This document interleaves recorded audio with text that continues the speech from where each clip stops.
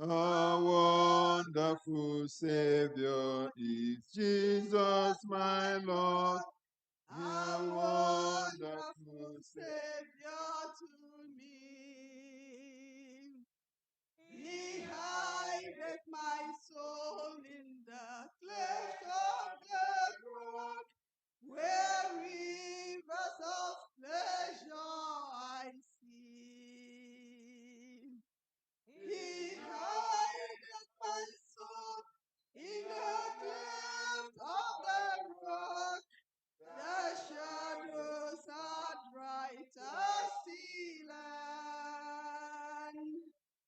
He hideth my life in the depths of his love, and covers me there with his hand, and covers me there with his hand.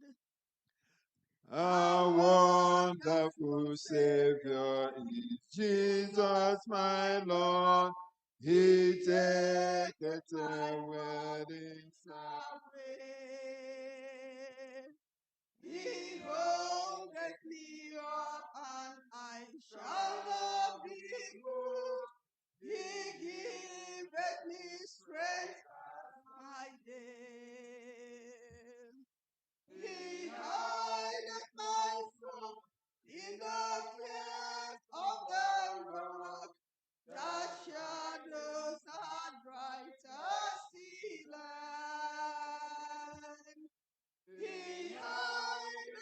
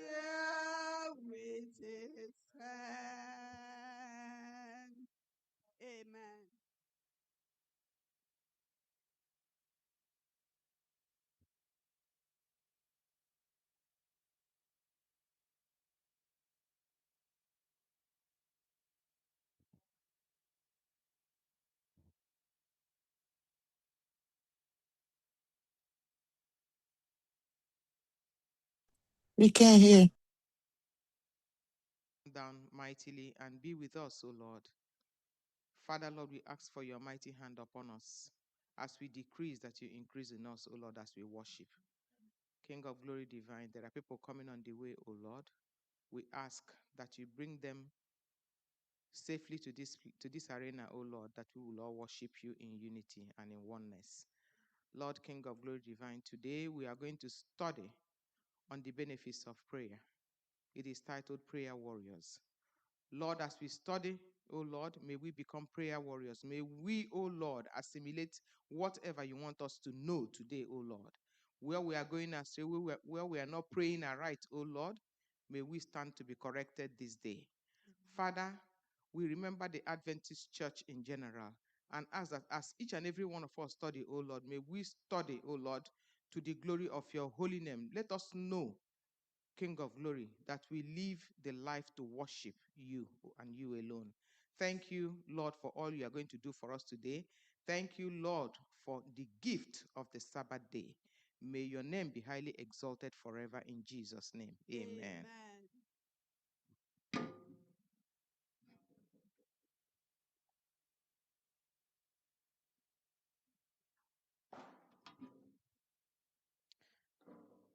Our Bible reading is going to be taken from Psalms 116, verses 1 and 2. And it reads, I love the Lord, for he heard my voice. He heard my cry for mercy, because he turned his ear to me. I will call on him as long as I live. May the Lord bless his reading in Jesus' name.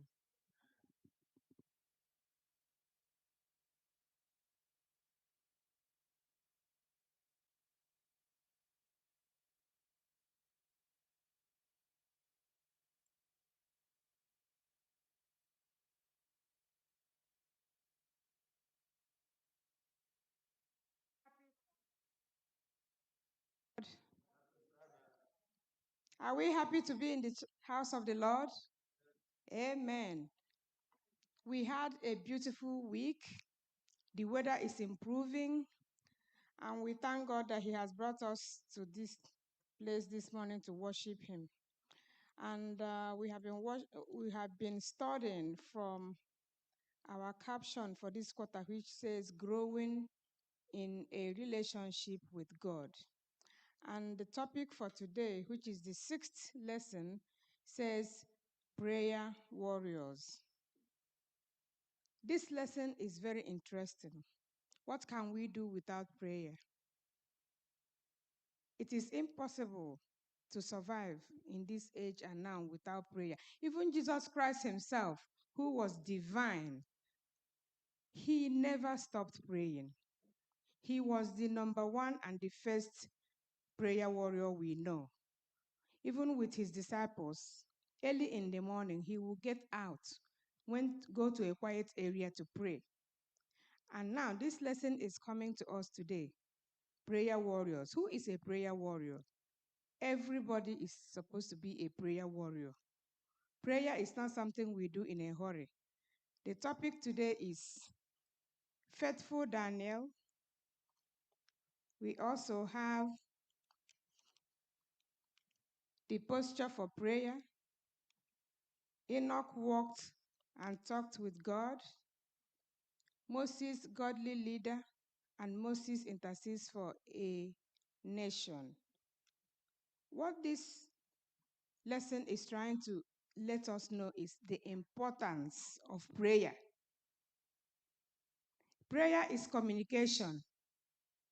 Prayer is the answer to our questions. Prayer is how we communicate with our Lord and Savior Jesus Christ.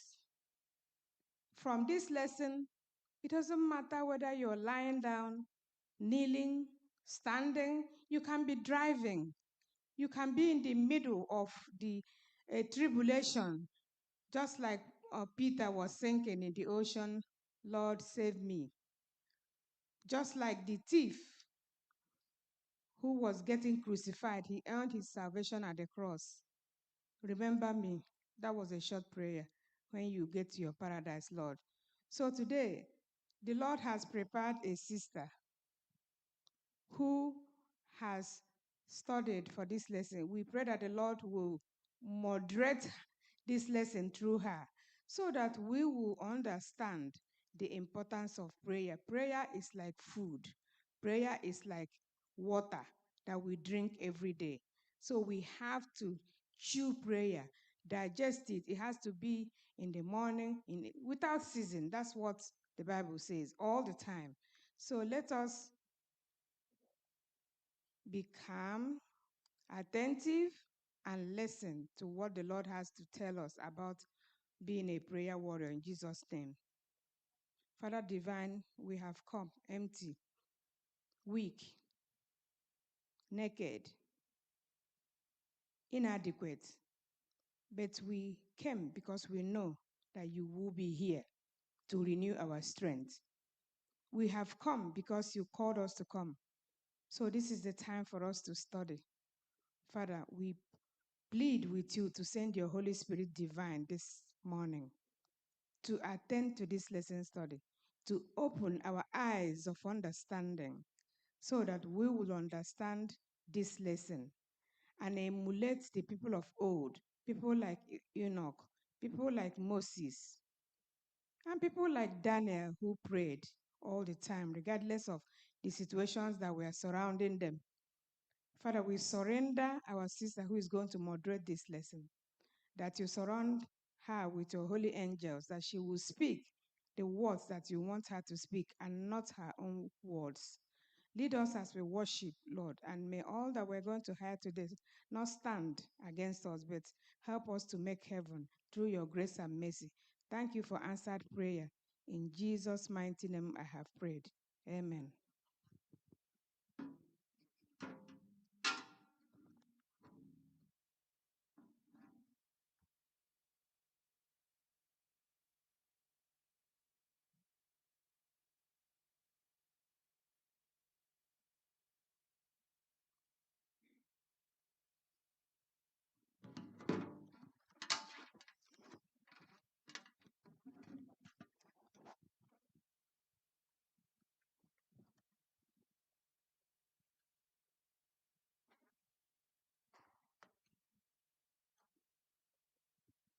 Happy Sabbath, church. All right, so today we have lesson 6 before us and caption prayer warriors. I know last week we looked into how to study the Bible as a way of growing in our relationship with God. And we discussed some biblical tips for how to study God's word and receive his blessings. And so today we're looking into prayer warriors as a way also of growing in our relationship with God. And we'll discover some things through the lives of Daniel, Moses, and Enoch. Let us pray. Father, thank you for the gathering of your people one more time on your Sabbath day as you have commanded us to do. Father, help us as we dig into your treasure. May we find truths that will help us build our prayer life. Father, help us to dare to be a Daniel, dare to be a Moses, dare to be an Enoch. Thank you, Lord, that all we'll do today will help us to grow spiritually and get closer to you. In Jesus' mighty name I pray. All right, so I know the Bible talks about the prayer of the effectual and fervent prayer of a righteous man availeth much, and that is all we want for our lives. So today we would start with the memory text, as our dear sister beautifully read it. I love the Lord because he has heard my voice and my supplications. Because he has inclined his ear to me, therefore I will call upon him as long as I live. So here you see, if you read it slowly, you see that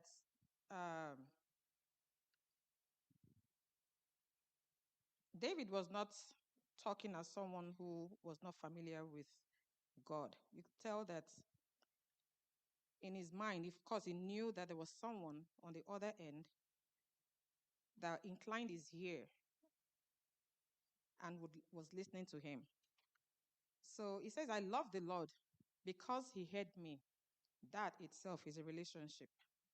He says, I love the Lord because he heard me, and he spoke into the silence and discovered that the silence itself is not empty because someone was there, and that someone was leaning in and was listening. Someone who inclined his ear, and the response to that discovery was not just confirmed prayer, but love. So here he says that imagine if you really spoke to your best friend or your spouse. Of course, very soon you know that the relationship itself would break down, and there will be a problem.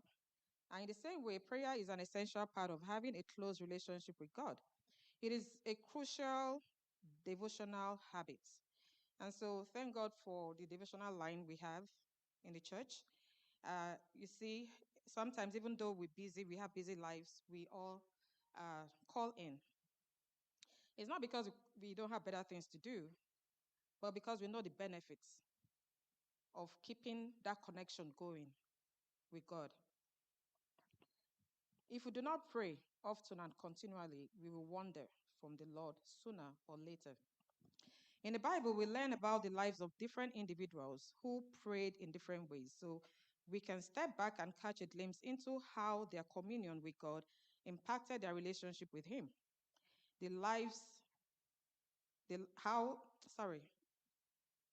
How and for what we might also pray, and how their prayers changed the lives of others. It is true, our prayer life impacts not only ourselves, but others as well. Just like Bible study, this topic of prayer is both huge and important, and much broader than what can be covered in just 2 weeks.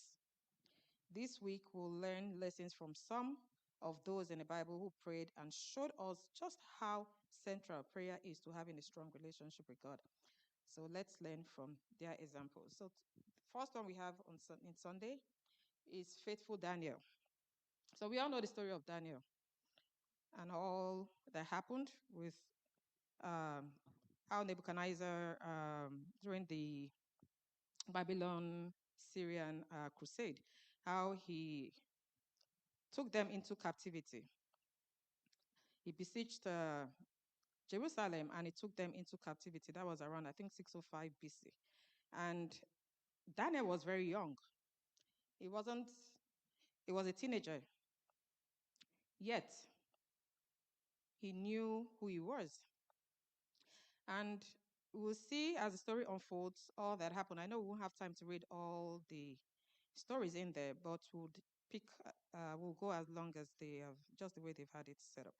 And so, but you see how Daniel, even though he was taken in there, he knew he was, even though they tried to, in Daniel 1, you see how he proposed in his heart that he would not defile himself. Imagine someone at that age, he didn't care if they changed his name, changed his dressing, changed how he looked. He didn't care about all those other things. But when it came to something that would come between him and his God, he stood his ground.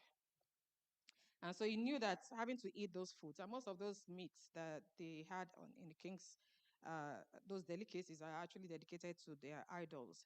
And you remember when they brought them into captivity to Babylon. Babylon is such a place, the architecture, the entire place is dedicated to their idols. And it's a place that if one is not firmly grounded, you can easily just forget who your God is. But this is a young boy, as a teenager, who is able to stand his ground and say, no, I will not defile myself with the king's delicacy. And so in Daniel, in Daniel 1:8, you see how to Daniel and his 3 friends, God gave them knowledge and skills in all literature. You see, there are benefits when you stand for God. God will equally stand for you. When you're faithful to him, he will be faithful to you. So these things are gifts that God blessed Daniel with and his friends. God gave them knowledge and skills in all literature and wisdom. And Daniel had understanding in all visions and dreams. So the Bible describes Daniel as wise. You can read all that in Daniel's 1:2. But because the Spirit of God was in him, and he was greatly beloved by heaven. These are some tours of a man who had a strong abiding connection with God. And so in Daniel 2, you now begin to see when the king issued that death decree to all wise men in Babylon because he had this dream he could not remember. Daniel sought God's mercy. Daniel did not call his friends and say, come, let's just go and demand anything from, let's go and make demand, let's go and negotiate, or let's go and do. He went to seek for God's mercy. Sometimes we may think that because God is up there and we need something, we can just go there and be telling him, oh, you have to do this, you have to do that, calm down, saying all kinds of things like we're talking to a little child. How we come to him matters. How we approach him matters. Daniel did not seek God's face by saying, God, you have to give me this secret to this or the answer to this. He went with a manner in an attitude of seeking for God's mercy. And he did that by asking the friends to also do the same. So let's read Daniel 2, chapter 2, verse 20 to 23. Why did Daniel pray, and what can we learn from this prayer? I thank God. I thank you and praise you, O God of my fathers. You have given me wisdom and might, and have now made known, 20, right? Yes, ma'am. Daniel answered and said, Blessed be the name of God forever and ever, for wisdom and might are his. And he changes the times and the seasons. He removes kings and raises up kings. He gives wisdom to the wise and knowledge to those who have understanding. He reveals deep and secret things. He knows what is in the darkness, and light dwells with him. 23. I thank you and praise you, O God of my fathers. You have given me wisdom and might, and have now made known to me what we asked of you, for you have made known to us the king's demand. Amen. Amen. So you see how Daniel, now this is after he had gone to ask for God's mercy, right? Now this is God having to answer that request. But you see, Daniel did not. There's something Daniel knows about prayer that most of us don't. You see, when you come to God, you don't come with leverage. You don't come with. You come with need. For Daniel, he came to God knowing that God was all powerful. He knew that God is the one that can help him. He came and he made a request known by asking God to have mercy and show him the way to go. Now, Daniel, even though we haven't gotten to the posture, but Daniel knew something about how, for him, the posture of prayer was not negotiable for him, right? For him, it was dependent. Now, even though he was facing execution, you see how he didn't panic, right? He didn't start murmuring or doing any of those things. He just went to God because he knew whom he served. And when God answered, what did he do? He didn't run to Nebuchadnezzar to go and say, okay, this is your result. He went again to give God praise and thanks.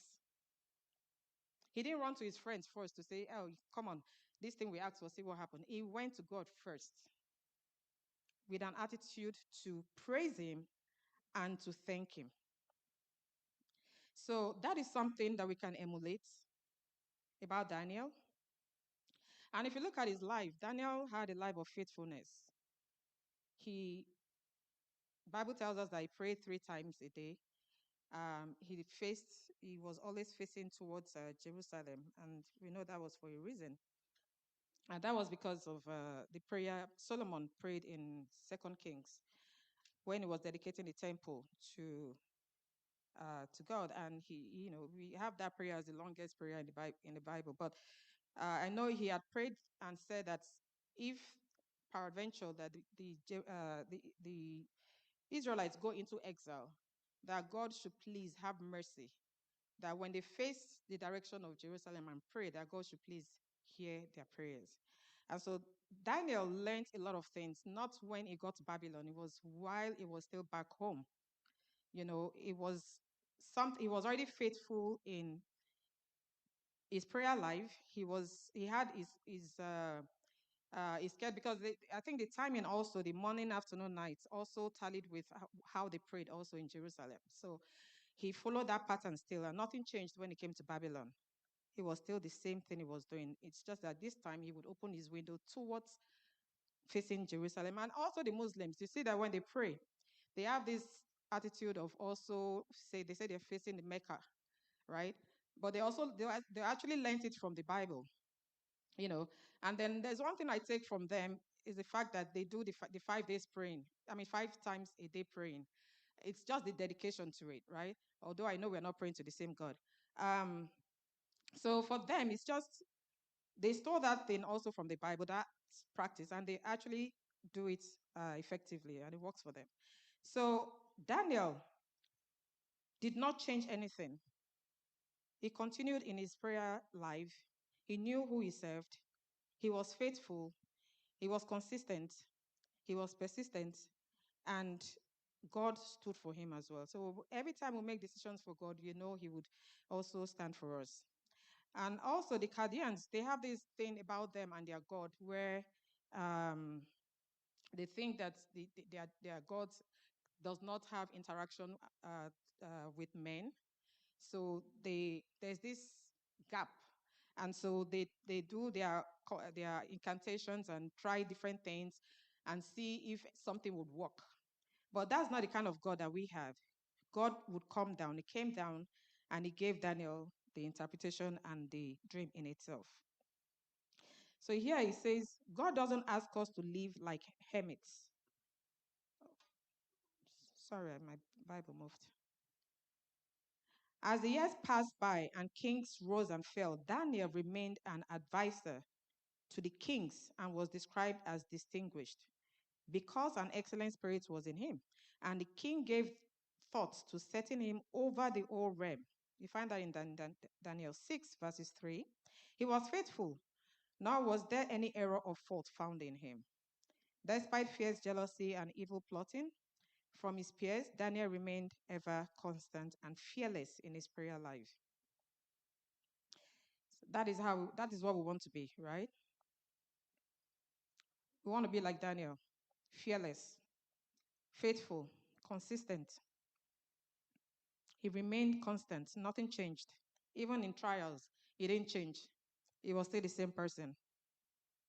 He just went to God because he has always done that. And he has always gotten results. So here we are told that when faced with difficulty, Daniel prayed, although the threat was against his life.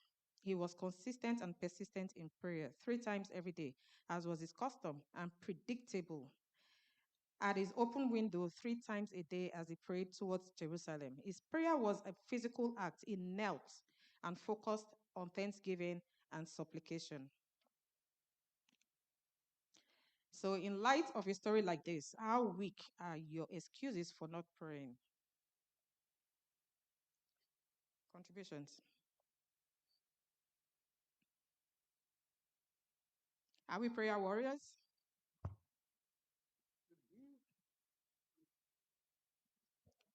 Yeah, I see Daniel kind of, I don't want to use the word boasting about God, but it's like he was certain God was going to reveal the dream to him. The Nebuchadnezzar said, Dream. can we go to God? Is it possible for us to go to God with that kind of Attitude. attitude or Faith. faith, strong faith that Conviction, yeah. God is really going to answer our prayer? Or are we going there? Oh, please, Lord, answer our prayer, answer my prayer. Daniel is trying to tell us that before we should use our mind's eye and foresee what God can do and what he's going to do. And again, Daniel had integrity. People can see who he is, and they know how they can get him with his God. That's the only way we can get him. There's no fault in him. What is our witness today? How do we witness? How do people see us? Mm. Are we a stronghold? Are we the lights on a hill? Yeah, that's food for thought for us. Daniel, I see Daniel as a type of Christ anyway.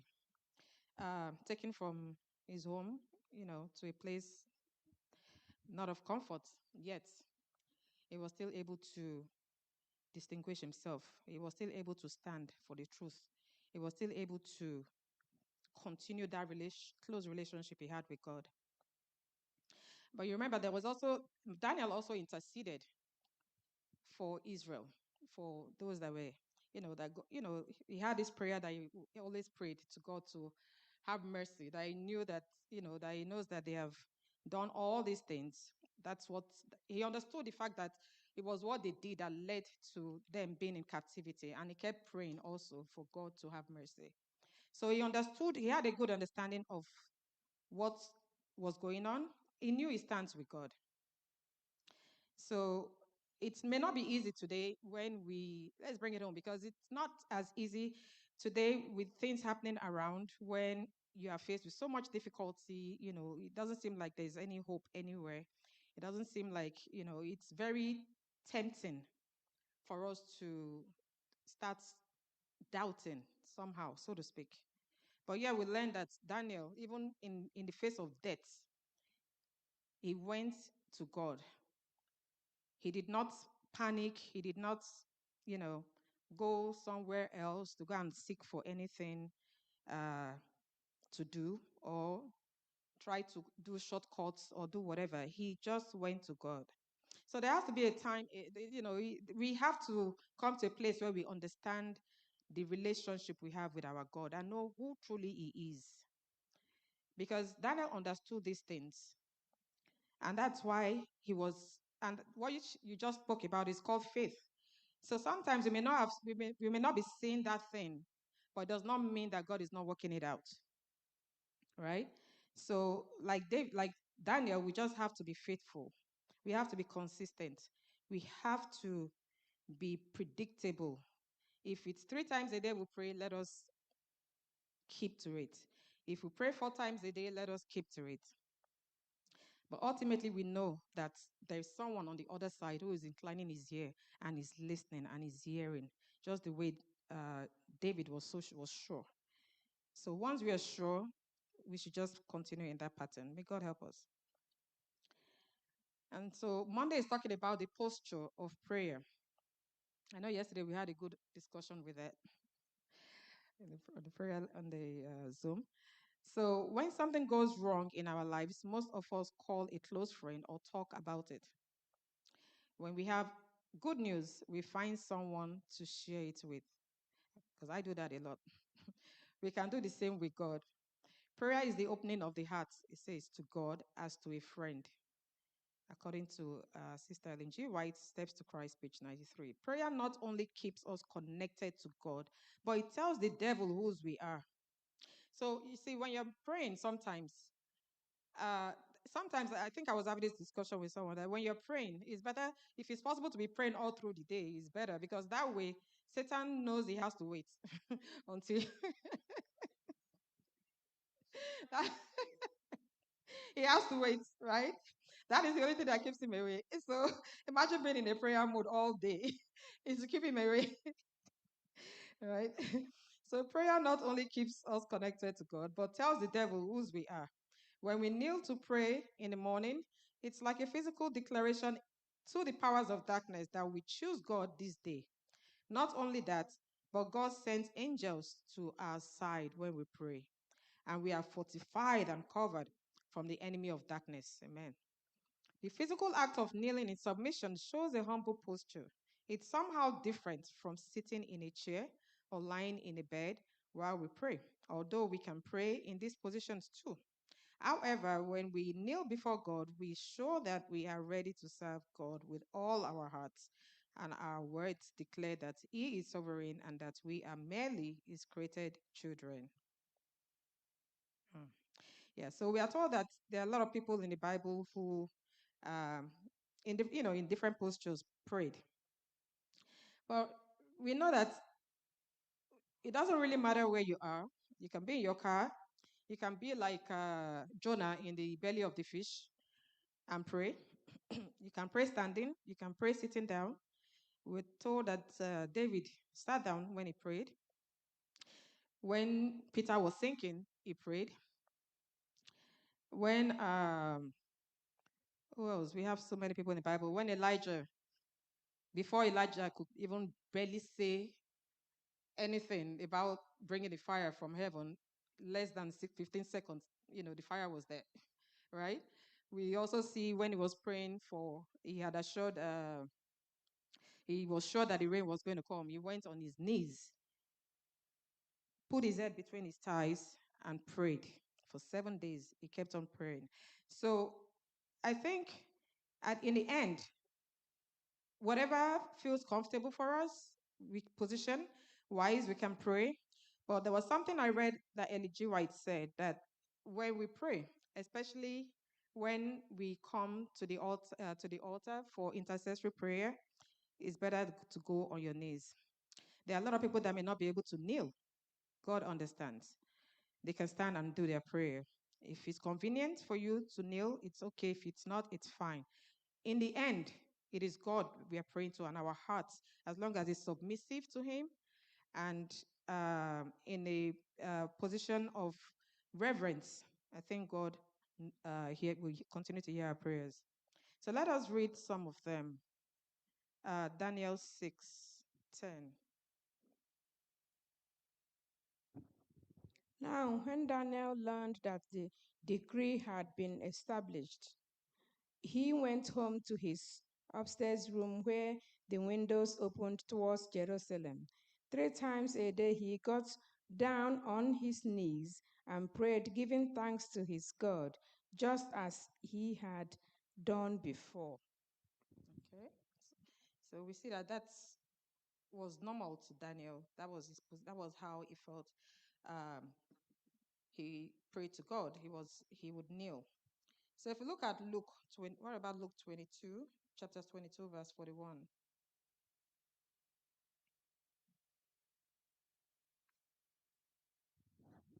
He withdrew about a stone's throw beyond them, knelt down, and prayed. Okay, so that was talking about Jesus. He would come and then pour out, as in pray and teach and do all that, and then he will withdraw, just find a quiet place, and then he would kneel down and he will begin to pray. And then if you look at Acts 7:60,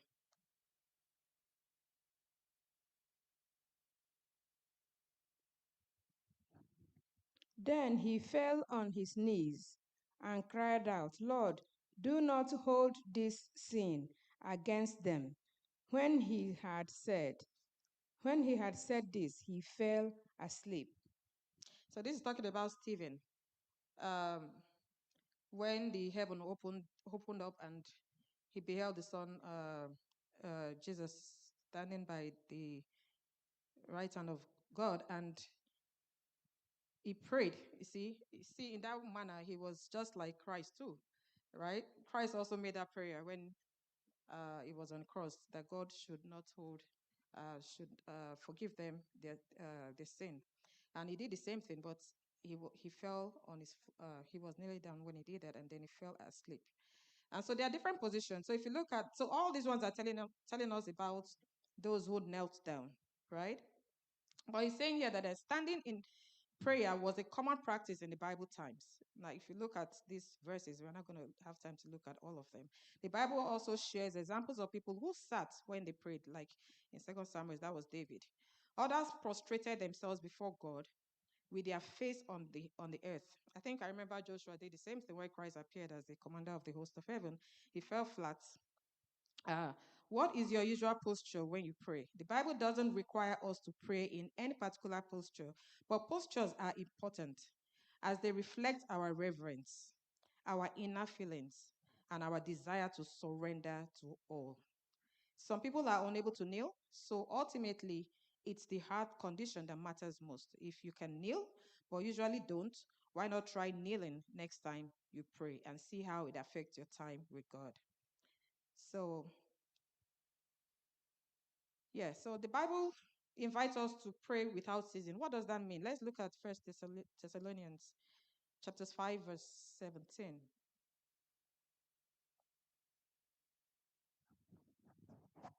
Pray continually. That's what NIV says.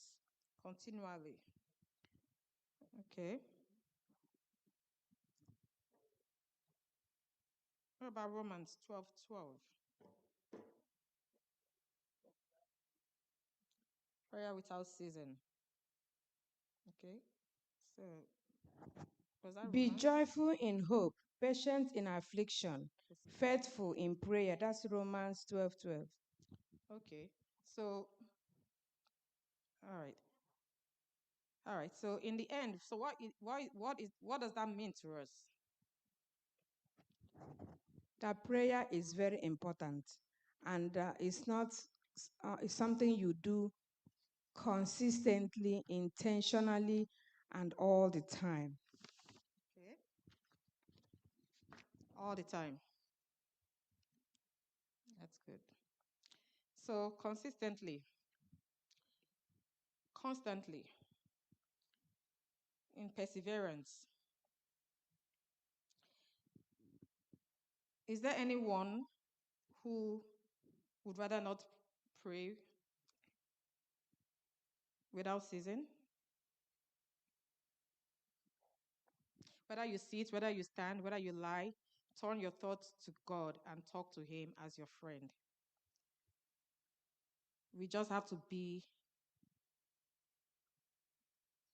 in communion with God.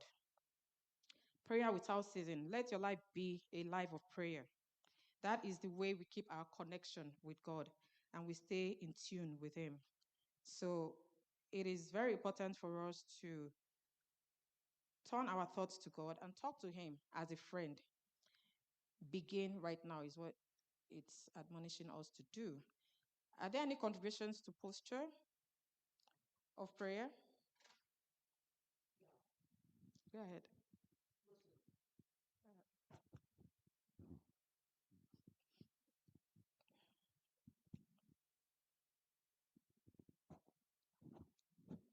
Yes, about posture. Hmm. Nature has it that way that to pray, one has to kneel down. Nature. Some people, when you talk of lying down to pray, except that person is sick or possibly very weak or so. Okay, you have to show reverence for the God we are serving. You see, when you kneel down to pray, I see like SDA, even if they go out to visit, when they want to pray, you see everybody will kneel down. Oh, I'm always very impressed with this. Everybody will kneel down to pray. While in most places, if you can sit, you can stand and stuff like that, okay? There is nothing wrong with that, quite all right. But to show reverence is good to see that. Have you been praying at times? Maybe there is how it will move your heart. You don't know when you lie down flat on the floor to call upon God. It does happen. If it's not happening to you, I mean, no, there must be something wrong. That's one of the ways through which you show, reverence to God. And then God will see your, and then praying with tears coming out. God answers very fast. when you pray with tears coming out from your eyes. You see? So what I'm trying to say is that kneeling down to pray, Jesus was doing it. You see that the second time at the Garden of Gethsemane, the first time Jesus gave the people, his disciples, some gap, went forward a bit and prayed. He came back to see them sleeping. He encouraged them, say yes. And then he went back again. As he went back the second time, the Bible told us that he had to put his face on the ground. That means he lie flat, looking ground. You see? So when you prostrate, there'll be difference in your prayers. Yes. That's my observation. Go ahead. I want to add that because in my study of the lesson, I was made to understand that the posture of prayer is the heart with which we pray. So, because there are times you pray, you don't, in situations that you don't even remember to sit or stand. I once had a very fatal accident on the road. As I was there, when I came back, somebody just told me that, oh, you are about to die. A person came to me and said, it's a pity, nobody can save you. And immediately he told me that. I looked up, I said, God, please help me. Even if I'm going to die, let me not die on the road, unrecognized. And at that instant, I got up from where I was sitting, went and opened a car because there was nobody willing to take me. I was already dead. I got up, I opened that car door and I said, driver, move this vehicle. And he couldn't resist. There was bleeding all over my body. He took me to the hospital. At that point, my blood pressure was 40/0. That's what it came to. But I still survived. I'm here today. It means that God answered my prayer. I didn't need to kneel. I had no leg to stand. I had no tummy to lie flat on. I simply said, God, help me. And at that moment, he answered me. So I feel that prayer is, the circumstance of suppose you are driving and you see something, won't you pray? Will you have to kneel down? That's my own submission. Yeah. You're very correct. You're very Hello. correct. I like that he mentioned something about Hello. sometimes Can everyone is can you hear different. me? You know how we. Anyone can hear me? Sometimes for me, I can be in the car and Preston. the impression, I'll be impressed to pray, and me, I'm very quick to cry. That is the way my kind of prayer is with God. I'm always in tears. I have to cry until I can't cry no more. But Hello. everybody prays to God differently, Abi. right? Chidima, what is it? Like What you is it? said, Lesson is going on. What are you say you prayer in your disturbing mind, people? but God has read it. Sorry, sir. He has seen it. There are times you're praying, you can't even find the words, right? You can't find the word, but God knows. He knows what you're trying to say, what you're trying to convey. So it's not every time that we have to be on our knees, God, the mere fact that you even call on him, and when you're praying to God, God sees just you. He's not even nobody else, just you. He's focused on you. He's giving you that attention, undivided attention. You are like, it's as if you're the only one in this entire universe. That is how special everyone is to him. There is something I just want to mention. The two people who contributed, they have good points. Yes. One simple thing that I just want to add is, the condition of the heart is unconditional when you're Yes. praying. Yes. But your position can be conditional Mm-hmm. because God is not actually looking at the position. Exactly. He's looking at what's going on. Mm-hmm. Because some of these prayers we are offering are not planned. One example, my husband was driving to Washington, D.C. We were going to a wedding. All of a sudden, heavy rain. Heavy rain. We couldn't see in the highway. I mean, this was a near death. How can you be traveling? You're not seeing the wipe is going, whoa, whoa, whoa, whoa, whoa, whoa, whoa. You're not seeing anywhere. And there was flood. We were just waiting for the car to be swept to anywhere. And in this highway, there were trucks going. I didn't know how to. I started praying. I started speaking in tongues because I was wondering what will be the end, because we are not seeing where we're going. And the water is like shaking the car.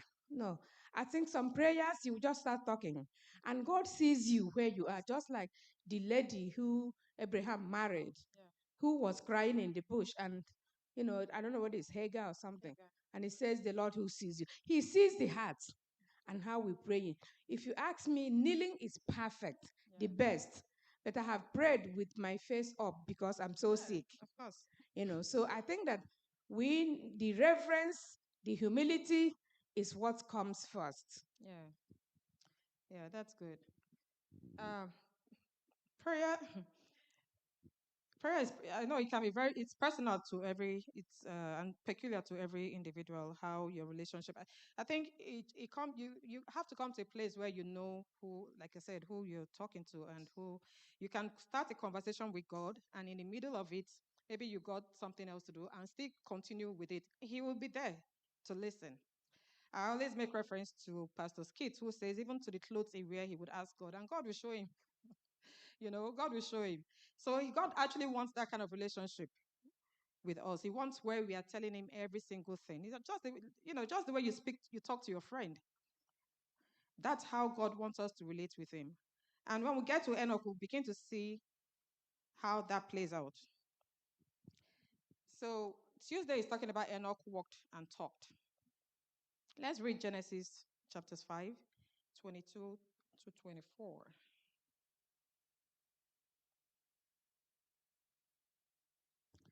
After he became the father of Methuselah, Enoch walked faithfully with God 300 years and had other sons and daughters. Altogether, Enoch lived a total of 365 years. Enoch walked faithfully with God. Then he was no more because God took him away. Amen. Continue. No, that's fine for now. So, yeah, so we are told that the Bible doesn't really share a lot about Enoch's life. But if you read that, that kind of informs me that Enoch, when he was 65, he had a child, right, called Methuselah. And so another place I read where it talks about how Enoch's life changed completely when he had Methuselah. So looking at that child, um, he began to contemplate the love of God, and decided, that was when his decision was made to actually have that walk and be committed to God. So, but you see, Enoch had other children. So, meaning he was a family man. He wasn't just someone who just decided to walk with God and he was just working with God. He was busy too. He had things. And you begin to see how, through the life of, when you think about how a child depends on the parents, you begin to see how, through that lens, Enoch made that decision and decided to walk with God, also depending on God. Right? He had a lifestyle of prayer, a prayer life. He walked with God. Because I always used to think, what does the Bible mean by Enoch walked and talked with God? It didn't mean that he went to one place and just stayed there and was just praying and praying and praying all day, nothing else. He was equally busy. He had a family to care for and do all that. But he also learned to trust God, just the way a child would trust the parent. He had self-awareness. And of course, when you have a child, you learn love, right? So he also learned to love God and also communication. So that relationship. And also, I always think about the relationship of a husband and wife who've been married for like 50, 60 years, right? They begin to complete each other's sentences, they start looking alike, doing things, basically. So when we start having that kind of walk with God, it will get to the point where you know everything about him, right? Not necessarily everything, but God. You know what he likes, because you are always constantly abiding in him, being in his presence, talking with him, so you would know, right? So when I said I always wondered, like, how would he walk and then talk and then he was no more? So eventually, God, like Sister Odima would say, God is a God who bypasses protocol, right? So in this case, God decided to bypass that protocol for Enoch and said, you know what? Don't even bother. Let's go. Let's go to heaven together, right? So Enoch, the Bible doesn't share a lot about Enoch's life, but it does tell us that he walked with God for 300 years until God took him to heaven. How beautiful that a person consistent devotion to God is what defines their life. Devotion. One thing we know is that Enoch must have been continuing steadfastly in prayer. So let somebody read Romans 12:12.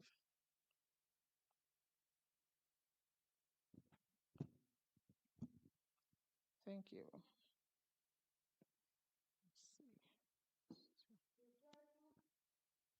Be joyful in hope, patient in affliction, faithful in prayer. Amen. Yeah. So he's saying, this one reads, rejoicing in hope, persevering in tribulation, devoted to prayer. Even in persecution, even in trials that come to us, everything that comes to us goes through Jesus before they get to us. So he approves it. So everything that comes to us, God knows. So he's the same person we have to face to give us the strength, right? To go through whatever it is. And so the earth was becoming increasingly evil in the time. So the same way the world is evil today is the same way it was for Enoch. He wasn't living in a life that was, it was just him living in a peaceful environment. No, there was increasing evil in the time in which he was living. And Enoch kept busy serving God, but he couldn't do this well without abiding in him. In the midst of a life of active labor, Enoch steadfastly maintained his communion with God. And so I read somewhere where it likened the life of Enoch to that of Christ. And so, if you keep pouring and pouring and pouring and pouring, you, as in giving, and just preaching or teaching, you get burned out, right? So there's going to be that time when you retract, take time off to go to your quiet moment, spend time and refill. So basically, that was what he was doing, just the way Christ withdrew into the crowd, from the crowd and went to pray. So Enoch would go, he will go and preach, he would teach, he would do all these things. And then he will also take time off too, and go and spend time with God. So there was that similarity between both. And of course, these men are types of Christ as well. So God doesn't ask us to live like hermits or monks, so separate from the world that we are of no earthly use. Like Enoch, we can be productive and aware of the needs around us. But it's only by walking and talking with God through a steady, abiding relationship that He can reflect His wonderful character through us. So it's when we keep doing these things and abiding in Him, just like your husband and wife who've been together for 50 years, 60 years, they start looking alike. You start uh, completing like brother and sister. You start reflecting the same traits and all those things. So basically, you start when you abide in Christ, you will begin to reflect His character as well, right? So, but when we pray aloud, okay. So this one is saying, yet there is some thing to be said for praying out loud instead of just in our minds. When we pray silently, we might become distracted or not even finish our train of thoughts or our sentence. And it can be harder for our thoughts to remain focused. I mean, that happens to me a lot. So, but when we pray out aloud, remember the devil cannot even read your mind, right? So when we are praying out, he can hear, the enemy can hear. So he knows who you're talking to, right? And he knows that you're giving your allegiance to God. And so he backs off. So but when we pray aloud, whether in a whisper or in our usual tone, it's a reminder to ourselves that God is real, that He's listening, and that we have something specific to talk about with Him. So as you go about your day to day, where or how will you whisper a prayer in communion with Jesus? So that's a food for thought for us. So let's go quickly to Wednesday. Moses, godly leader. here he's saying that although Enoch clearly had a very close relationship with God, we have more insights into Moses' relationship with God and can even read numerous accounts of Moses' conversations with him. As we journey with Moses through the ups and downs of this humble leader's life, we see time and time again that the single most important part of his life and the secret to his success as a godly leader was his constant communication and abiding relationship with God. So here he's asking, what is the content and the manner of the conversation between Moses and the Lord? Can we read Exodus 33? Can somebody please help us get that verses 15 through 23?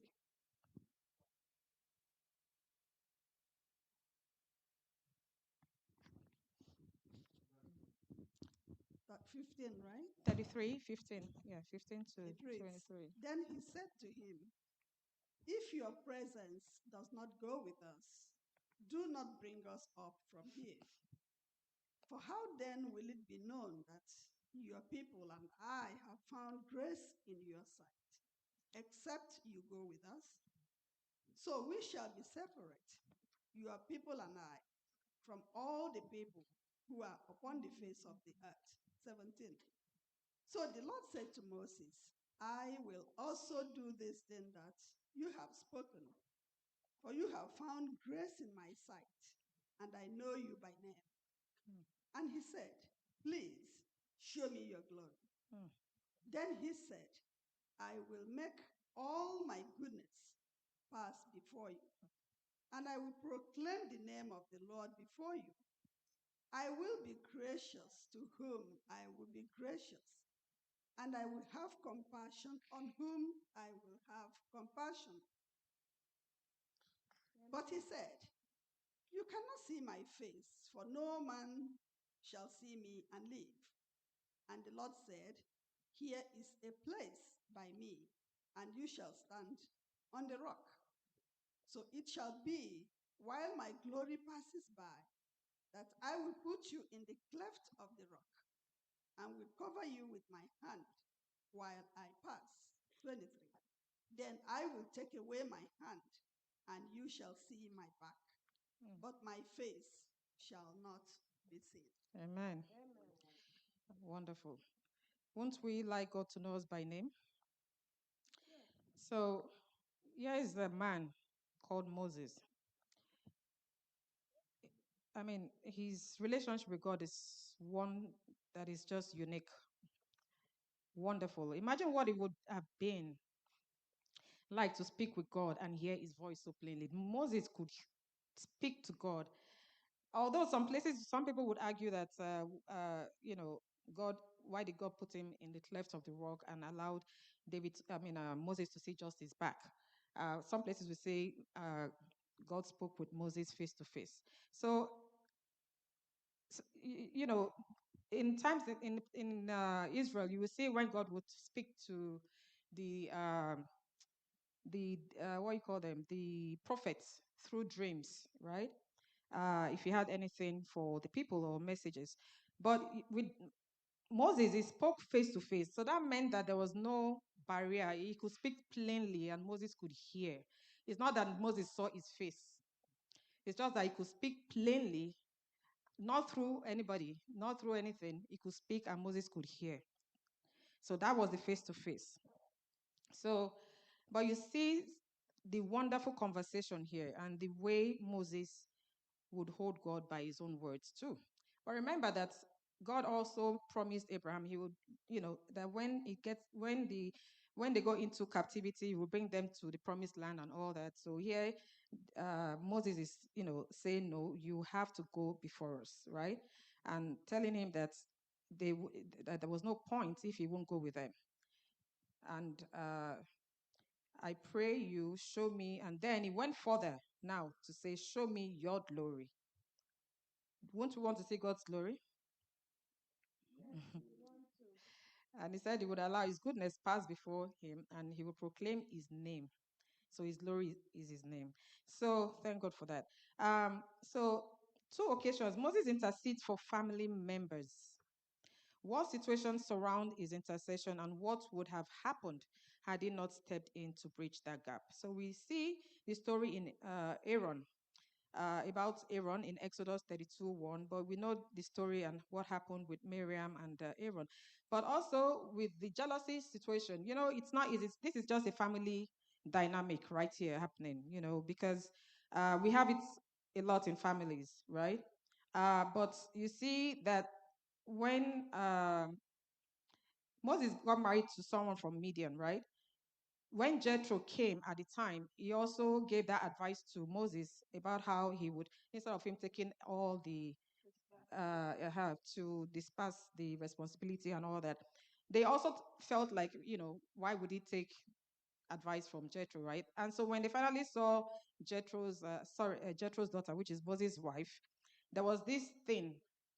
I don't know if I should use the word racism because she's of, the Midianites are like, they call them the Cushites. They are like the Ethiopians. They are dark skinned. Yeah, so she wasn't an Israelite. And so there was this thing, prejudice more or less, right? That was there. But also because Moses was spending time also with a family he had not had for some time, right? And so all this murmuring, Miriam was going about talking and doing all these things around. But it's such a beautiful thing to see how Moses, even though he was the recipient of all that, he still went to intercede. I don't know if we can pray. We talked about praying. I don't know if we can pray for our enemies. I don't know how many of us can easily go on our knees or sit down wherever we are and pray for our enemies, right? But Moses stepped in and prayed because what Aaron did with making that golden calf, God could easily have killed him. But he interceded, just the way Christ is interceding for us today. Miriam, on the other hand, when God actually summoned them to meet with them and speak to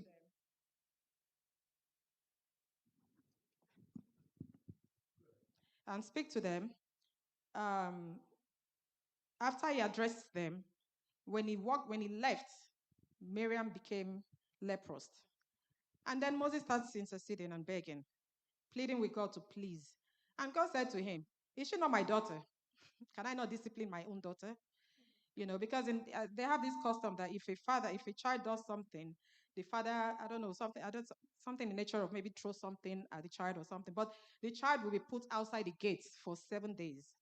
So God was telling him that Miriam is his daughter and he's trying to discipline her. So what is the problem with him having to discipline his daughter? So by the time God explained it to Moses, Moses now understood what God was doing, that he was actually treating Miriam as his own daughter. He was just disciplining her, meaning it was only going to last for 7 days. So even though she was put outside the gate, Moses was still the one who was taking food to her. I don't know how many of us will be able to do that. Not just pray and intercede, but also the one who cared for her until she came back to the camp. So that's a beautiful thing, and that's something that is so Christ-like. Obviously, he was exhibiting the character of Christ, right? So that's a very good thing for us to emulate. So what is particularly amazing about the intercession with Miriam is that Moses was the recipient of her poor treatment and jealousy. He could easily have stood back and let God deliver the punishment Miriam and Aaron deserved. Instead, he was quick to forgive and intercede for his sister's healing. What a powerful reflection of God's forgiving grace for sinners is seen here in the actions of Moses. So may God help us to intercede for others as well. And because things can change. Things change with prayers. When you start interceding and you start praying, we are reflecting the character of Christ, because that's what Christ is doing right now for us, interceding, a life of intercession. So Moses was doing that. And besides, remember, it was Christ himself that was having all these dealings in the wilderness with them. He was the one who brought them out. So somebody had to step into that gap to intercede. And so Moses was able to do that. I don't know, any question for Wednesday? Go ahead. I just wanted to, for instance, as we are saying, it's good for us to pray for our enemies. Yes. It's very, very difficult. But what thing we have to realize, that person that hates you, or that person that's always wishing you bad or looking for your failure, when you pray for that person and ask God to turn the person, that hatred, Yeah. that package the whole hatred and turn it into love, God will actually hear. And at times God hear. For instance, at work, Yes. there are some people that will, somebody who hates you, all of a sudden they become your friends. They turn around and become your friends. You begin to wonder, is that prayer? Because God have turned around that hatred into love. Amen. Amen. Amen.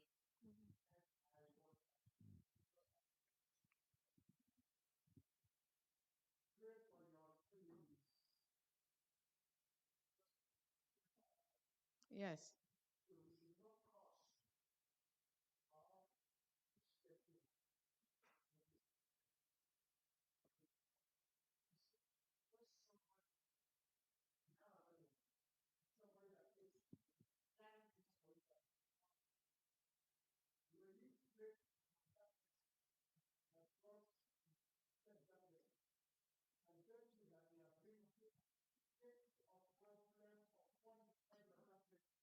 Mm.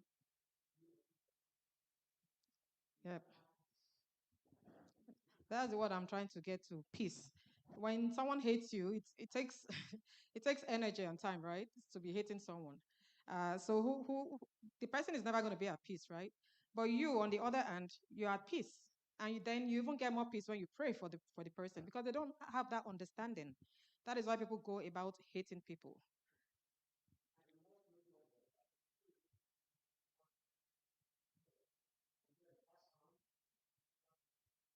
Yes, that's true.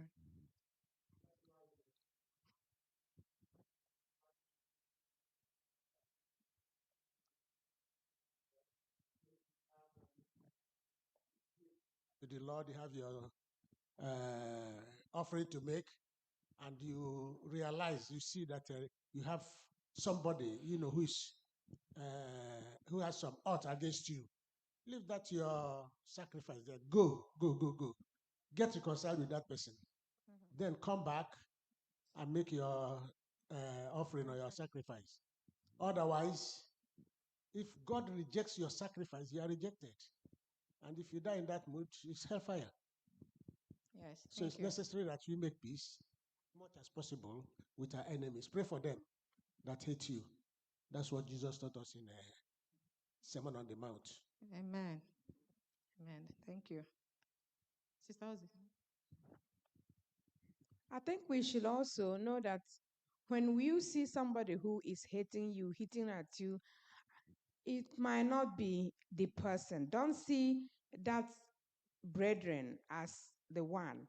There is a bigger battle going on behind, the great controversy. Yeah. So if we realize that this is not really my sister doing this to me, the devil is involved in all these things. So we have to forgive like Christ did, Yeah. and look beyond that person and know that there's a controversy going on and pray for that person. It is a hard thing to do, but we have to realize there is something else going on. Yes. Thank you for that wonderful contribution too. Yes, because that was partly why Christ prayed on the cross that God should forgive them, for they don't know what they're doing, right? They did not have that understanding. So, yeah, Moses had a deep love for God and a clear picture of his character. God described himself to Moses in Exodus 36, verse 6. The Lord God, merciful and gracious, long suffering and abounding in goodness and truth. Moses reminded God of his covenant, as we read before, claimed God's promises on behalf of his people, and remembered God's leading in the past. Moses accepted God's answers to his prayers, whether they were a yes or a no. Being in a close relationship with God doesn't automatically mean we'll always get what we want, but we should pray with persistence anyway. And so Moses was denied the entrance to the promised land, right? And because he altered the typology that God was trying to do when he struck that the stone, and Christ is the rock. So because of that, God said he would not go into the Canaan land, made him see it, but did not allow him. And when Moses kept asking, he said he should not speak to him again about that. And so it's not every time that God may answer our request, but it doesn't stop us from continue to pray to him. We just have to be consistent and persistent. And you see in the lives of these people that we studied today, how their lives turned out to be because of prayer. So there's so much about prayer, so many benefits. I don't even know if anybody can exist in this life, honestly, without prayer. Every second of our lives should be a life of prayer. And so I pray that God will help us as we dare to be a Daniel, dare to be a Moses, and dare to be an Enoch. May God help us in Jesus' name.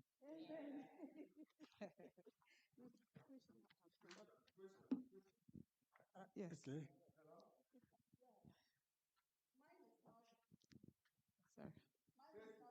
Give us some cues over there. Okay. Question. When you discussed about posture, importance of prayer, in fact, you emphasized so much about posture. You know, you can kneel, sit, lie down, stand, or stay in an uncomfortable position, right? Most times when we are doing our devotions or prayer session, I see some people snoring. So I keep wondering which kind of position they are. Are they talking to God, or they are part of the group praying? I just want to know where to classify them. I remember Sister Oluebere also said something of that nature, that sometimes, because we don't see ourselves, we may be cooking and doing other things.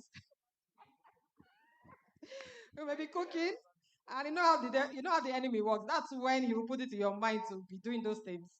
When the prayer is going on, that's when you want to get up and do those things. Essence, is it nice for you to, when you are tired or sleepy, to be part of the prayer session? That's the food for thought for everyone. Yeah. It's the devil's. It's the I- devil's doing. uh, It's the devil's doing. Especially at the time of message. Oh, it's okay. What of when we are washing dishes too, and it is making the noise in the prayer line too? That's wrong. Oh my God. can I say We are something? all guilty. Amen. Yes, Can I I want say to say something? something about Moses interceding for the nation. Yeah. Yes, Moses interceded for the nation.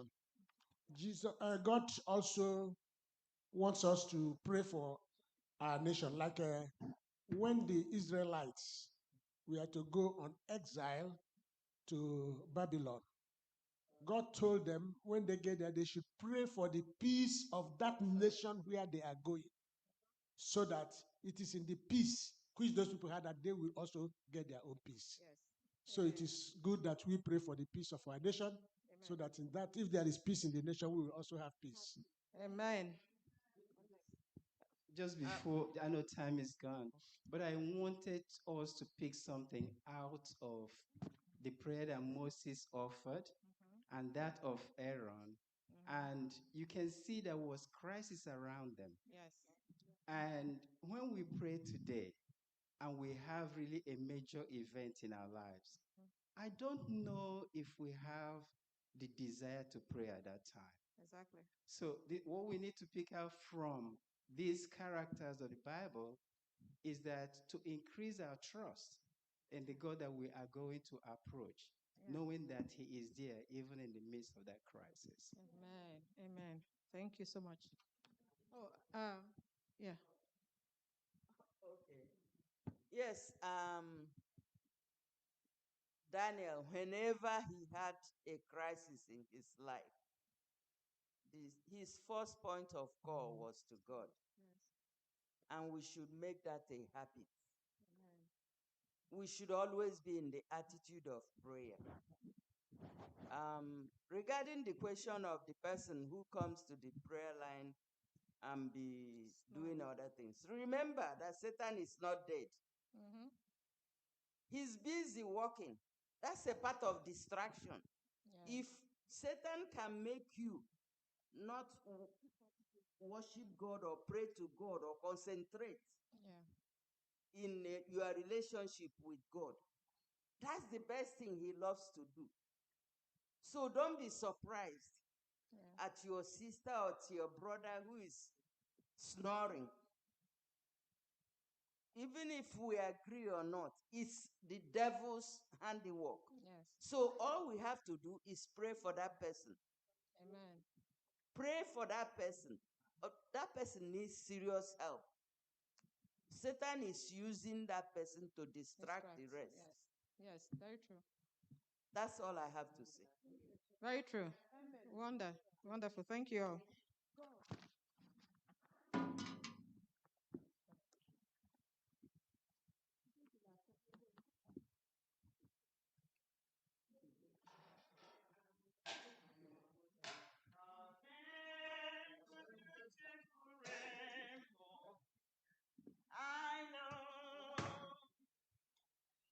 I know the man. Unadi muju alamalesi. God beautiful rainbow. That's why I love him so. You know the part of this lesson that I was wondering.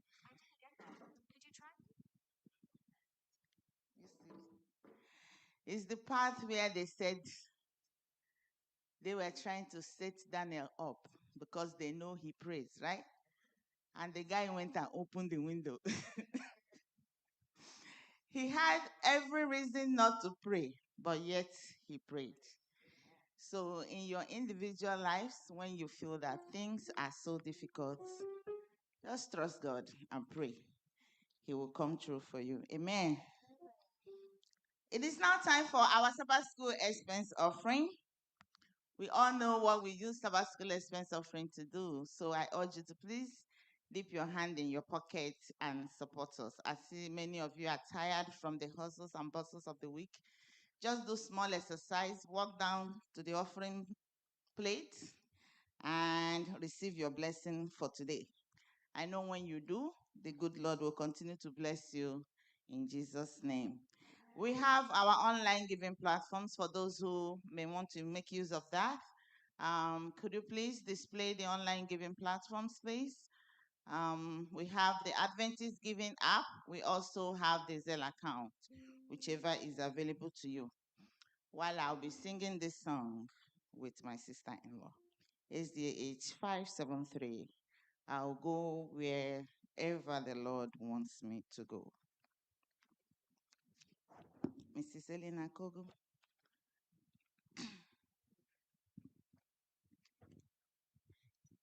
It may not be on the mountain top, my God, we have need of me. It may not be on the mountain side, over the stormy sea. It may not be on the battle's front, my Lord, we have need of me.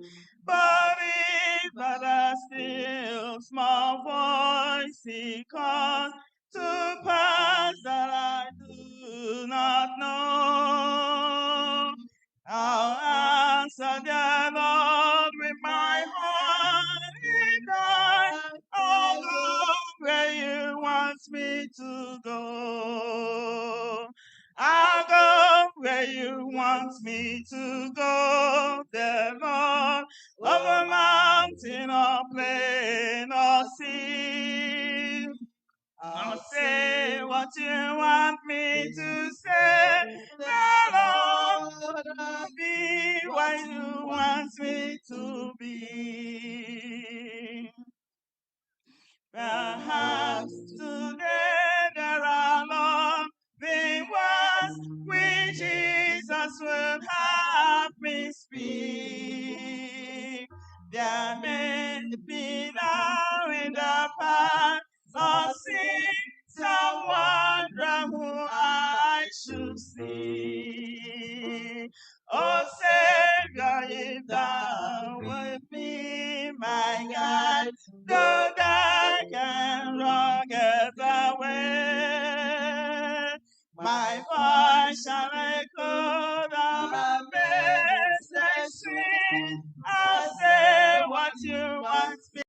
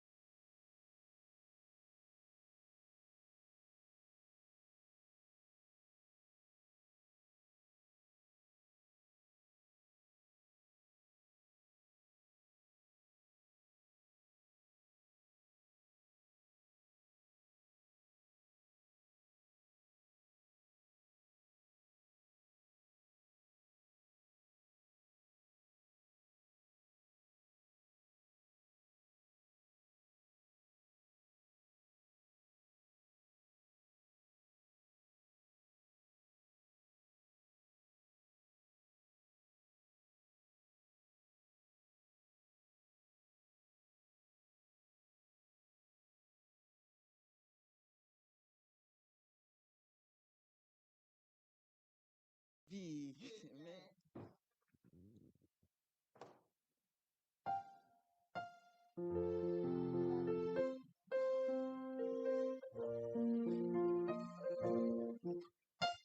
Amen. Amen. I'll be what you want me to be. I'll go where you want me to go. Amen. Amen.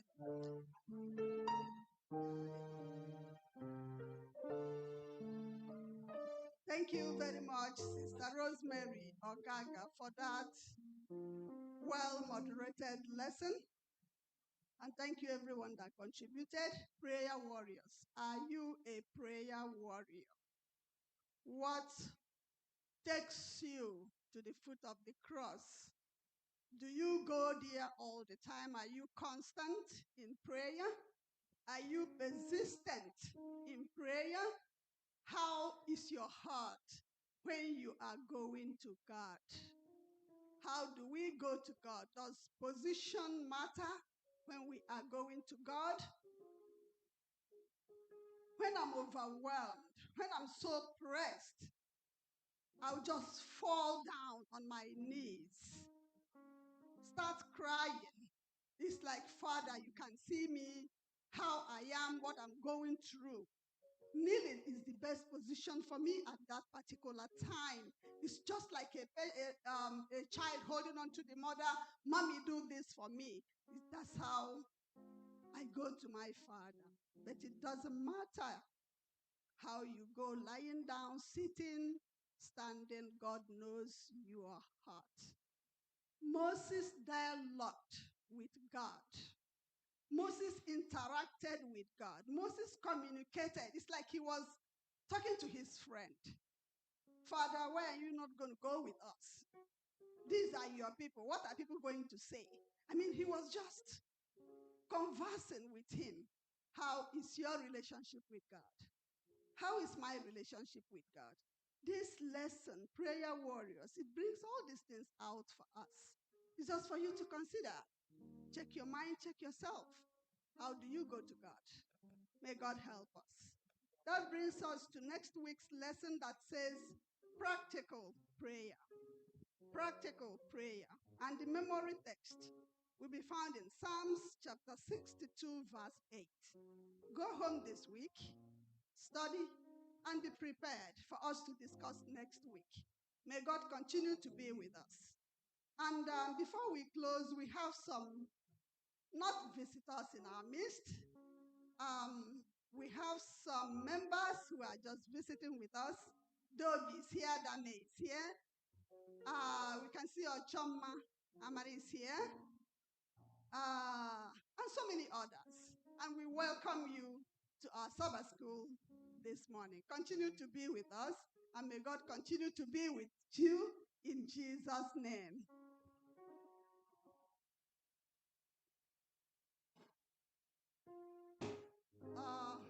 Our closing hymn.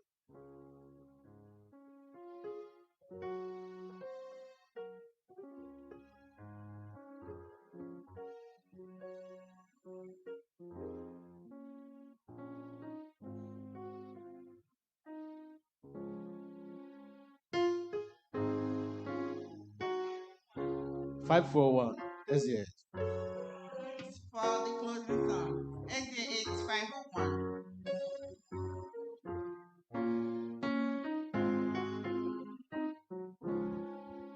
Tis the blessed hour of prayer, when our hearts So living, and we gather to Jesus, the Savior of prayer. if we Come to Him in faith, His protection to share. What about for the weary? Oh, sweet to be there. Blessed all prayer, blessed all prayer. What about for the weary? oh, how Sweet to return. 'Tis a blessed hour of prayer, when the Savior draws near, with a tender compassion for His children to bear. when He tells us we declare that He saved every care. What about for the weary? oh, how sweet to We pray. blessed Blessed all of prayer. Blessed all of prayer. What about for the weary? Oh, how sweet to be praised.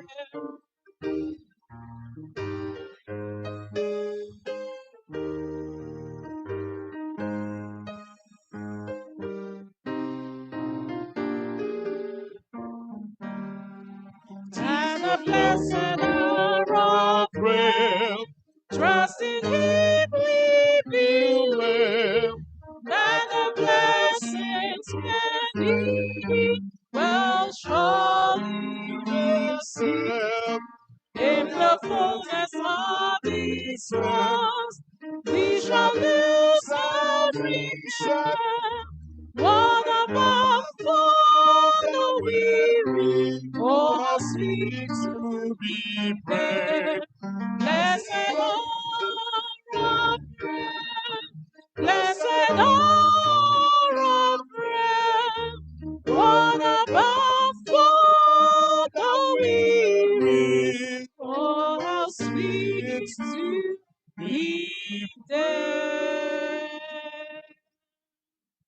Amen.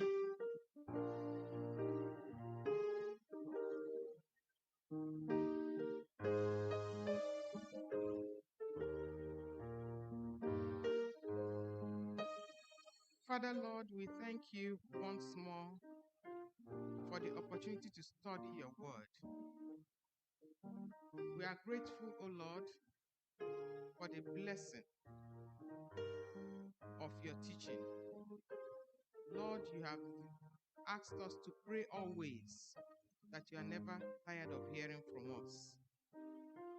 King of glory divine, as we have studied this lesson, may we imbibe it in our daily lives. May it show up. May we learn to pray like Daniel did. May we have that hour set apart for us to commune with you. And as we commune with you, O Lord, please hearken unto the voice of our supplication. Bless us with your peace, O Lord. Bless us, O Lord, that will bless others. Thank you, Lord, for answered prayers this day. And as we transition to the next segment, Lord, we ask that you come and be with us.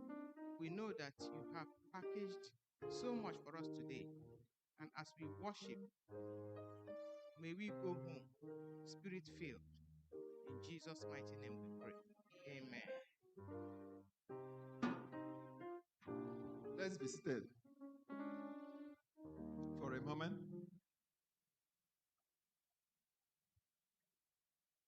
I know today is our popular Sabbath.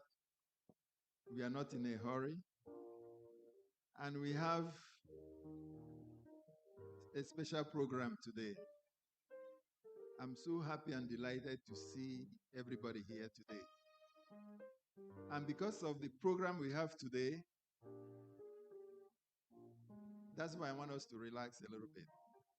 Because it's very special for us to have our baptism here today. That people have given their lives to Jesus, something that has taken years. You may not understand what I'm saying. Amen.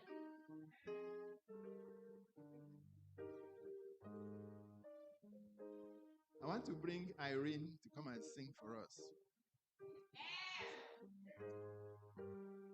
She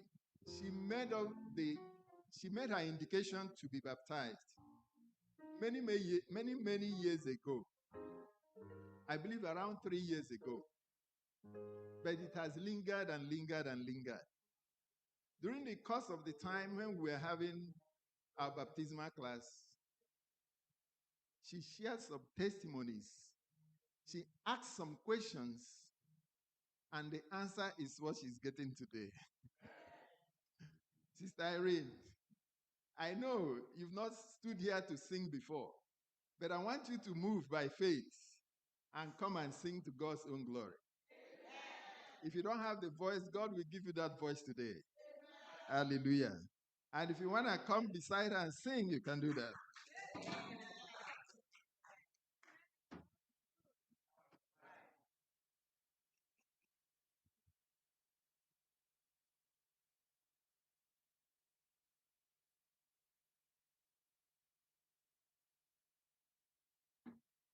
Happy Sabbath, everyone.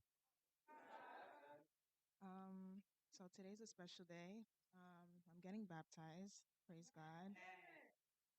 So I'm gonna sing one of my favorite songs. You guys can sing along as well. It's been a long time, so.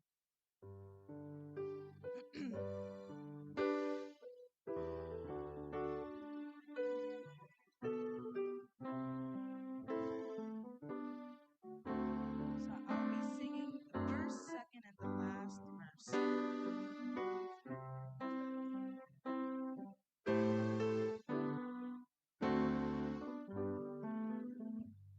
My faith has found a resting place. God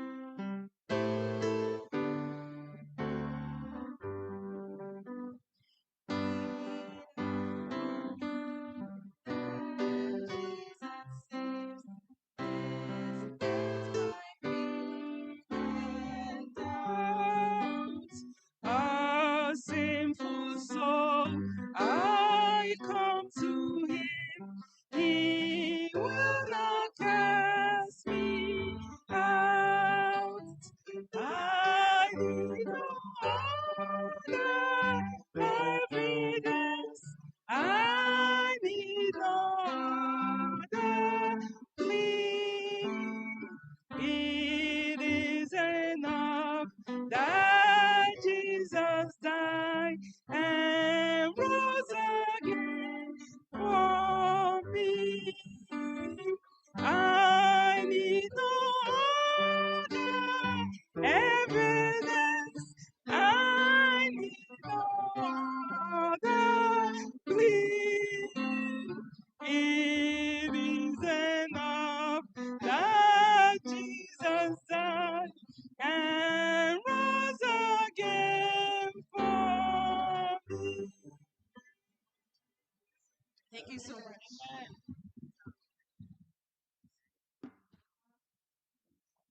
Amen.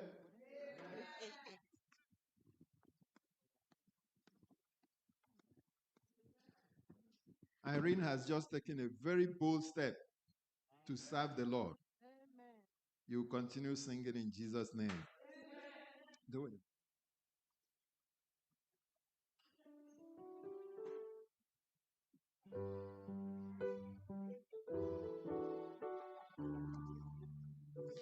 It's not easy to take a bold step for the Lord.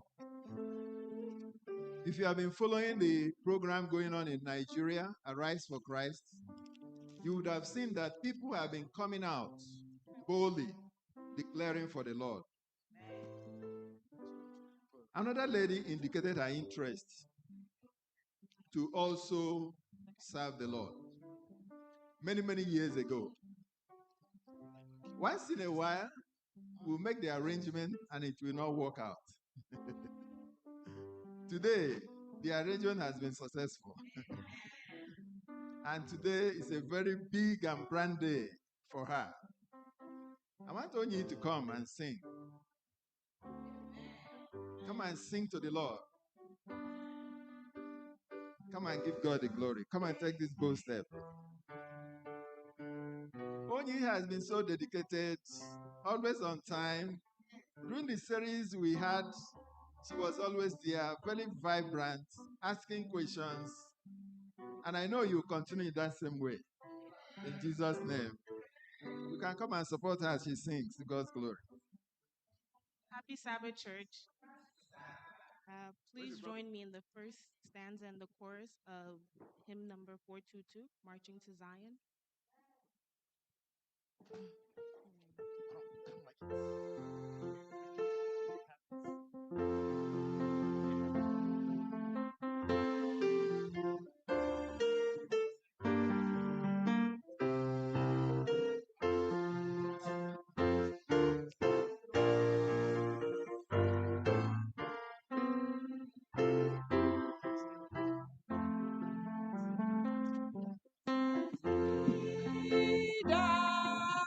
Love the Lord and let our joys be known. Join in a song with sweet accord. Join in a song with sweet accord. And dance round the throne and dance around the throne. We are marching to Zion. Beautiful, beautiful Zion. We are marching upwards to Zion. That beautiful city of God. Last, right? Then let our songs abound and every tear be dry. We're marching through Emmanuel's ground. We're marching through Emmanuel's ground to Pharaoh.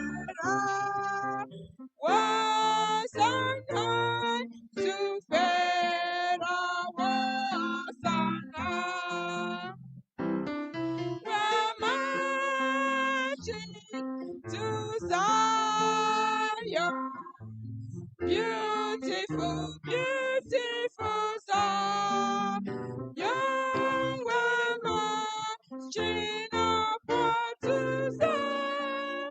Yonder beautiful city of God.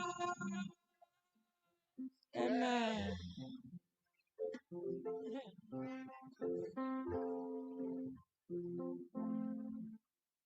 Amen. You can see what I'm saying. We are recruiting people, right? Amen.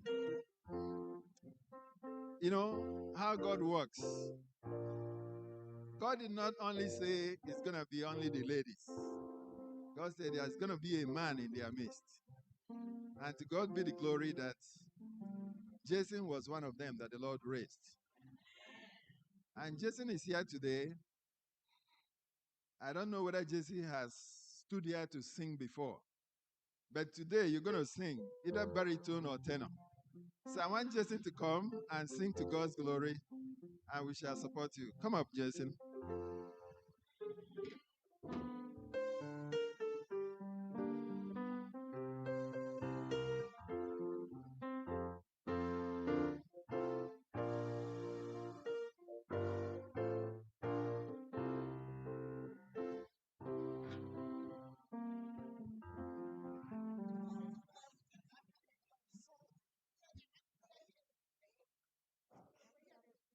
Happy Sabbath, church.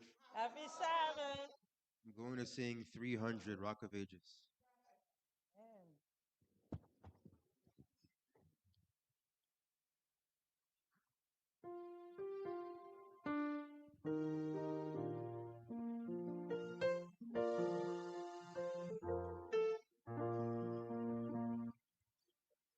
Rock of ages, left for me. Let me hide myself in it.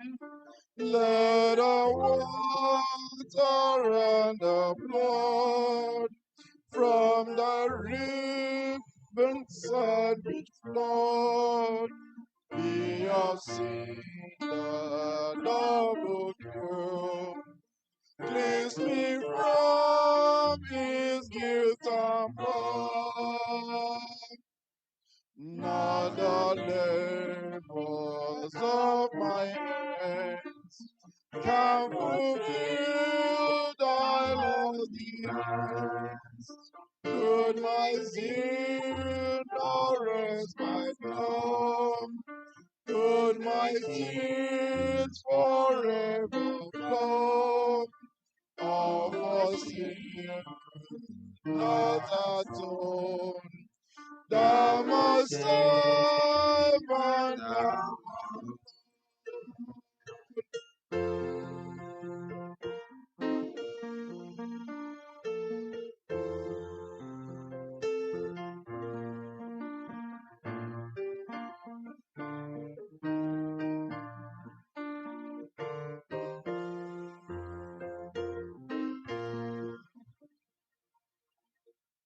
when my pilgrimage I close, with a rod the last of forms, when I saw towards unknown, and behold thee on thy throne, Rock of ages, pray for me. Let me hide myself in thee. Amen.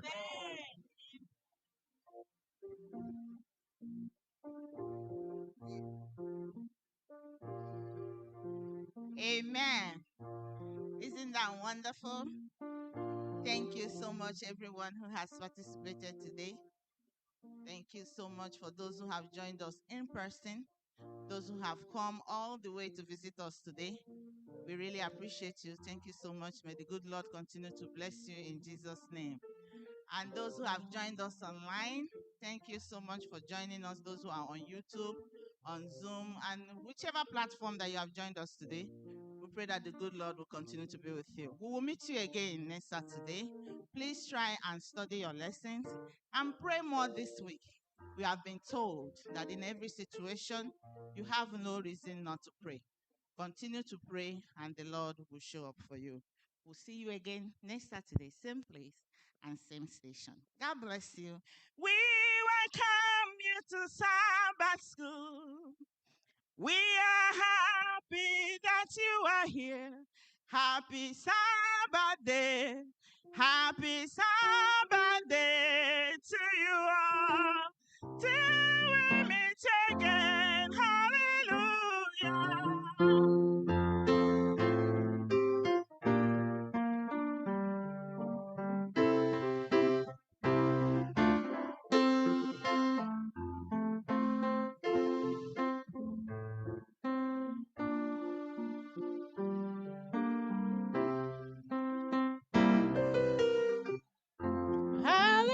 Hallelujah. Happy Sabbath day. We are happy that you are here. Happy Sabbath day. Happy Sabbath day to you all. Till we meet again. Amen. Amen. If you're happy to be in the presence of the Lord, say loud, Amen. Anyị apụghị ịkwụghachi ụgwọ ihe ọma niile meworo anyị Chineke. Anyị apụghị ịkwụghachi ụgwọ ihe ọma niile meworo anyị Chineke. O inyere anyị ndụ, inyekwara anyị oriri. Anyị apụghị ịkwụgwọ ihe ndị a niile. A sị na ndị nwere ụwa nka niile, o zubeghị iji kwụghachi ihe ndị a niile. O inyere anyị ndụ, inyekwara anyị oriri. Anyị apụghị ịkwụgwọ ihe ndị a niile. A sị na ndị nwere ụwa nka niile, o zubeghị iji kwụghachi ihe ndị a niile. Anyị apụghị ịkwụghachi ụgwọ ihe ọma niile meworo anyị Chineke. Anyị apụghị ịkwụghachi ụgwọ ihe ọma niile meworo anyị Chineke. O inyere anyị ndụ, inyekwara anyị oriri. Anyị apụghị ịkwụgwọ ihe ndị a niile. A sị na ndị nwere ụwa nka niile, o zubeghị iji kwụghachi ụgwọ ihe ndị a niile. O inyere anyị ndụ, inyekwara anyị oriri. Anyị apụghị ịkwụgwọ ihe ndị a niile. A sị na ndị nwere ụwa nka niile, o zubeghị iji kwụghachi ụgwọ ihe ndị a niile. In the very thought of Jesus, His presence can be found. He's as old as the mention of His name. In the very thought of Jesus, His presence can be found. He's as close as the mention of His name. There is never any distance between my God and I. He's as close as the mention of His name. He's as close as the mention of His name. Jesus, Jesus, He's as close as the mention of His name. Jesus, Jesus, the very thought of Jesus, his presence can be found. He's as close as the mention of his name. There is never any distance between my God and I. He's as close as the mention of his name. Oh, he's as close as the mention of his name. Jesus, Jesus, is as close as the mention of his name. Jesus, Jesus, I will call upon the Lord, who is worthy to be praised. I will glorify his name, who is worthy of my praise. So shall I be saved from thou enemy. Oh, the Lord reigneth. Oh, blessed be the rock. Let the rock of my salvation be exalted. Oh, the Lord reigneth. Blessed be the rock, and the rock of my salvation be exalted. I will call upon the Lord, who is worthy to be praised. Oh, I will glorify his name, who is worthy of my praise. So shall I be saved from my enemies. Oh, the Lord reigneth. Blessed be thy rock, and the rock of my salvation be exalted. Yeah. Oh, blessed be the rock, and the rock of my salvation be exalted. Mgbe m ruru n'igwe, aga m ahụ onye nzọpụta. M ga-ekele ya n'ihe ọma o mere. O ziri m ụzọ ya, gbapụta m na njọ. Ịma mma Jizọs, onye bịara anyị ga-asị ya o, anyị ga-asị ya o, anyị ga-ekele ya anyị ga-atụrụ ya mma o, anyị ga-asị ya o, aga amasị ya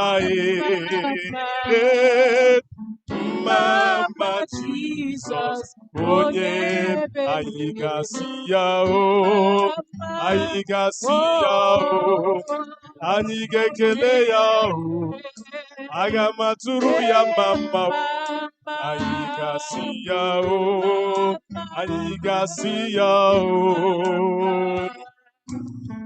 Mama Jesus, onye mere lee ukwu ndị nsọ na-aga warawara, na-aga nke ọma, tụlee ya n'obi gị, tụlee ya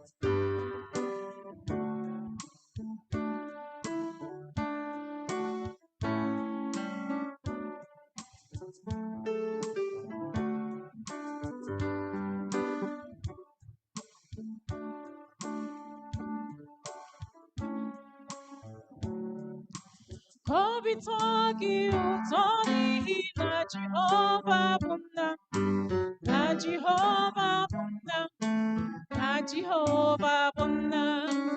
Obi tọọ gị ụtọ n'ihi na Jehova bụ nna, na Jehova bụ nna, na Jehova bụ nna. Ọ ga-eme ihe gara gị nke ọma, ọ ga-emekwa iwe ogologo ndụ. Obi tụọ gị ụtọ n'ihi na Jehova bụ nna, na Jehova bụ nna, na Jehova bụ nna. Ọ ga-eme ihe gara gị nke ọma, ọ ga-emekwa ka iwe ogologo ndụ narị ike. Obi tụọ gị ụtọ n'ihi na Jehova bụ nna, na Jehova bụ nna, na Jehova bụ nna. Amen.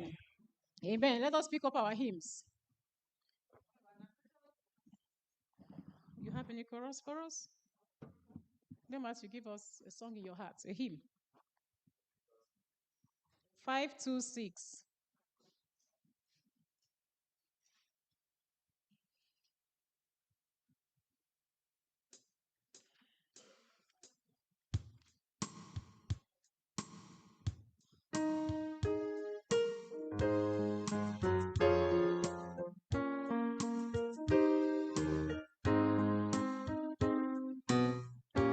God sent his son, they called him Jesus. He came to love, heal and forgive. He lived and died to buy my pardon. An empty grave is not to prove my Savior lives, because He lives. I can face tomorrow because He lives. All fear is gone because I know He holds my future, and life is wealth. I live it just because He lives.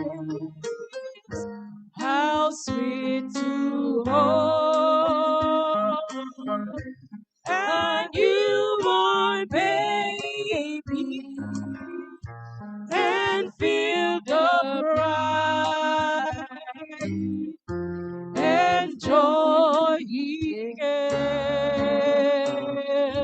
What greatness the calm assurance this child can face uncertain days because He lives. Because He lives, I can face tomorrow. Because He lives, all fear is gone. Because I know He holds the future, and life is worth the living just because He lives.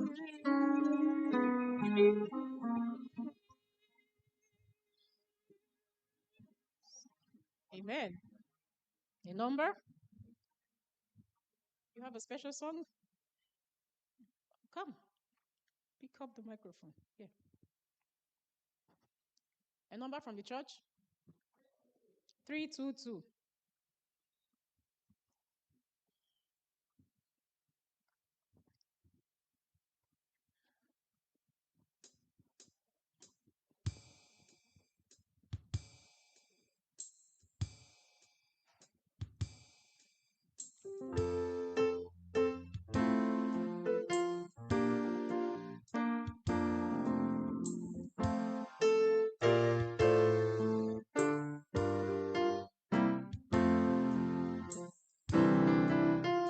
Nothing between my soul and the Savior. None of this is what's the easy dream. I have renounced all sin for pleasure.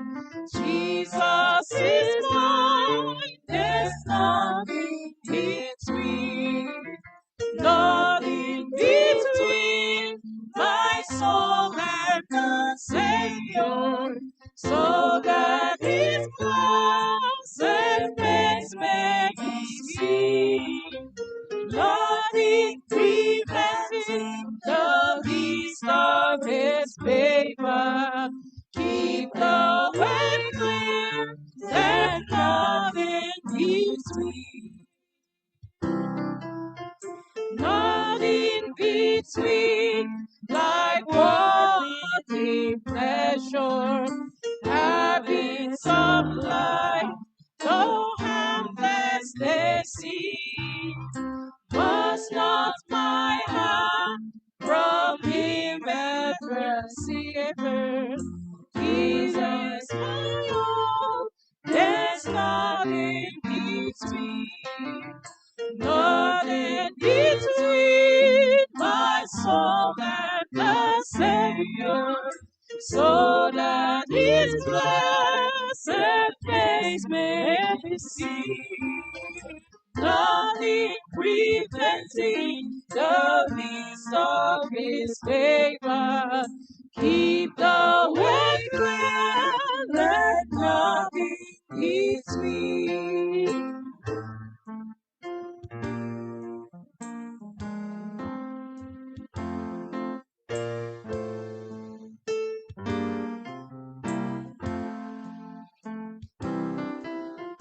Nothing between, and maybe our trials have the whole against me combined. Watching with prayer and much self-denial, triumph at last with nothing between. Nothing between my soul and the Savior, so that His blessed face may be seen. Nothing preventing the least of His favor. Keep the way clear, let nothing between. Nothing between my soul and the Savior, so that His blessed face may be seen. Nothing preventing the least of His favor. Keep the way clear. Let nothing between.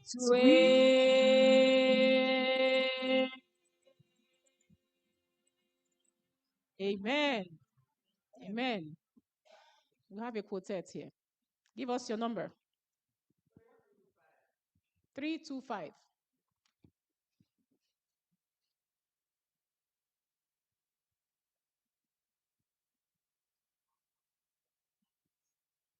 Mommy, give us the key.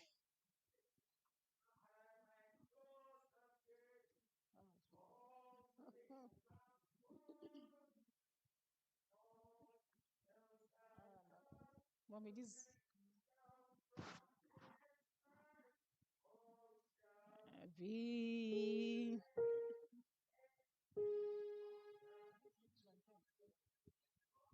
Mommy, these ladies and gents don't know this song. Another number? 522. Okay. 522, and then we do 326.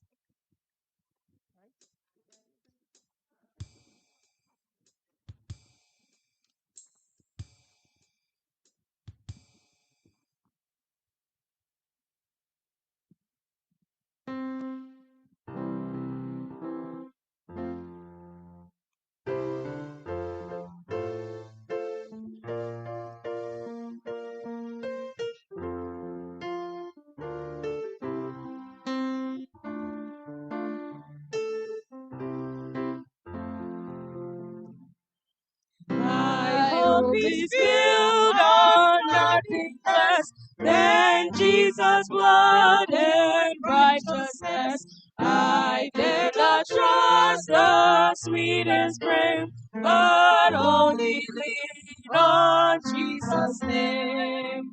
On Christ the solid rock I stand, all other ground is sinking sand. All other ground is sinking sand. When darkness seems to veil His face, I rest on His unchanging grace. In every high and stormy gale, my anchor holds within the veil. On Christ the solid rock I stand, all other ground is sinking sand. All other ground is sinking sand. His oath is confidence and blood, support me in the whelming flood. When all around my soul gives way, He then is all my hope and stay. On Christ the solid rock I stand, all other ground is sinking sand. All other ground is sinking sand.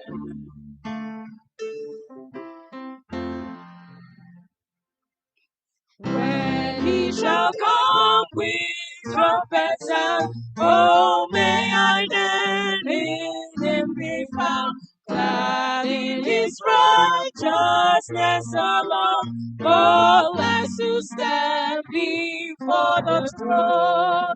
On Christ the solid rock I stand, all other ground is sinking sand. All other ground is sinking sand. On Christ the solid rock I stand, all other ground is sinking sand. All other ground is sinking sand. Amen. 326. 326.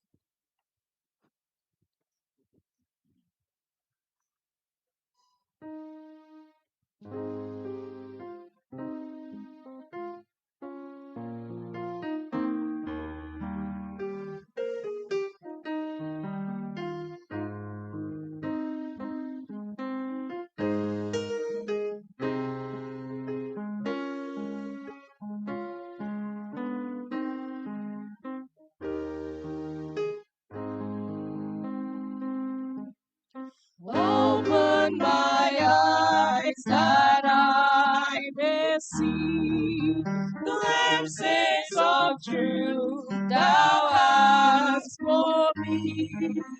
Place in my arms the wonderful King. Thou shalt unlock and set me free. Silently now I wait for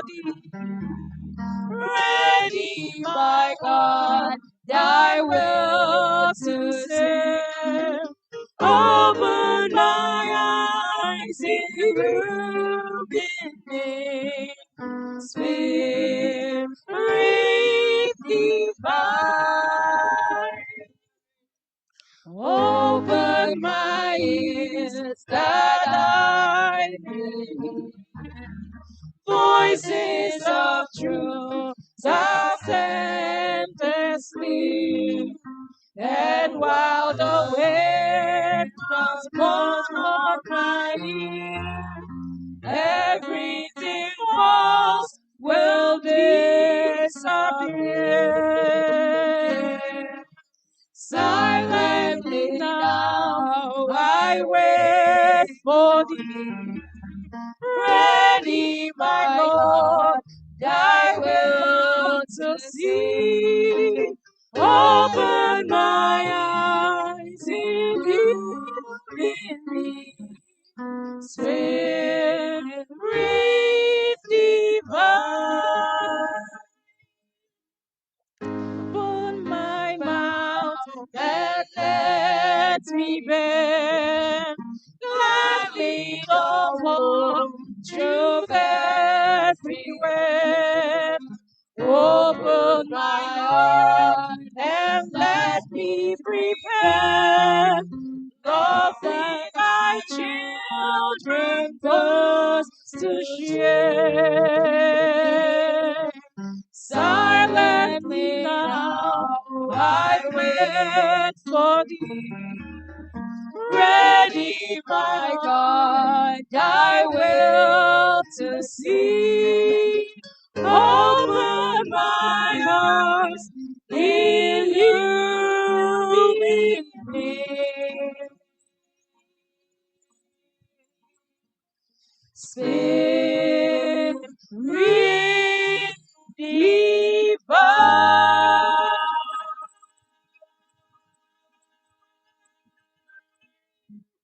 Amen. Let us rise as we wait on the choir. Carry on.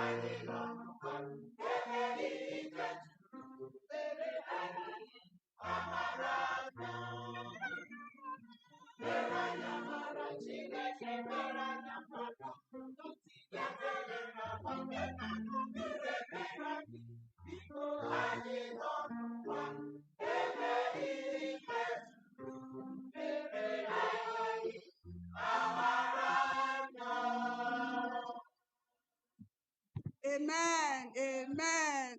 Please be seated. The Lord is good and all the time, and that is his nature. Amen.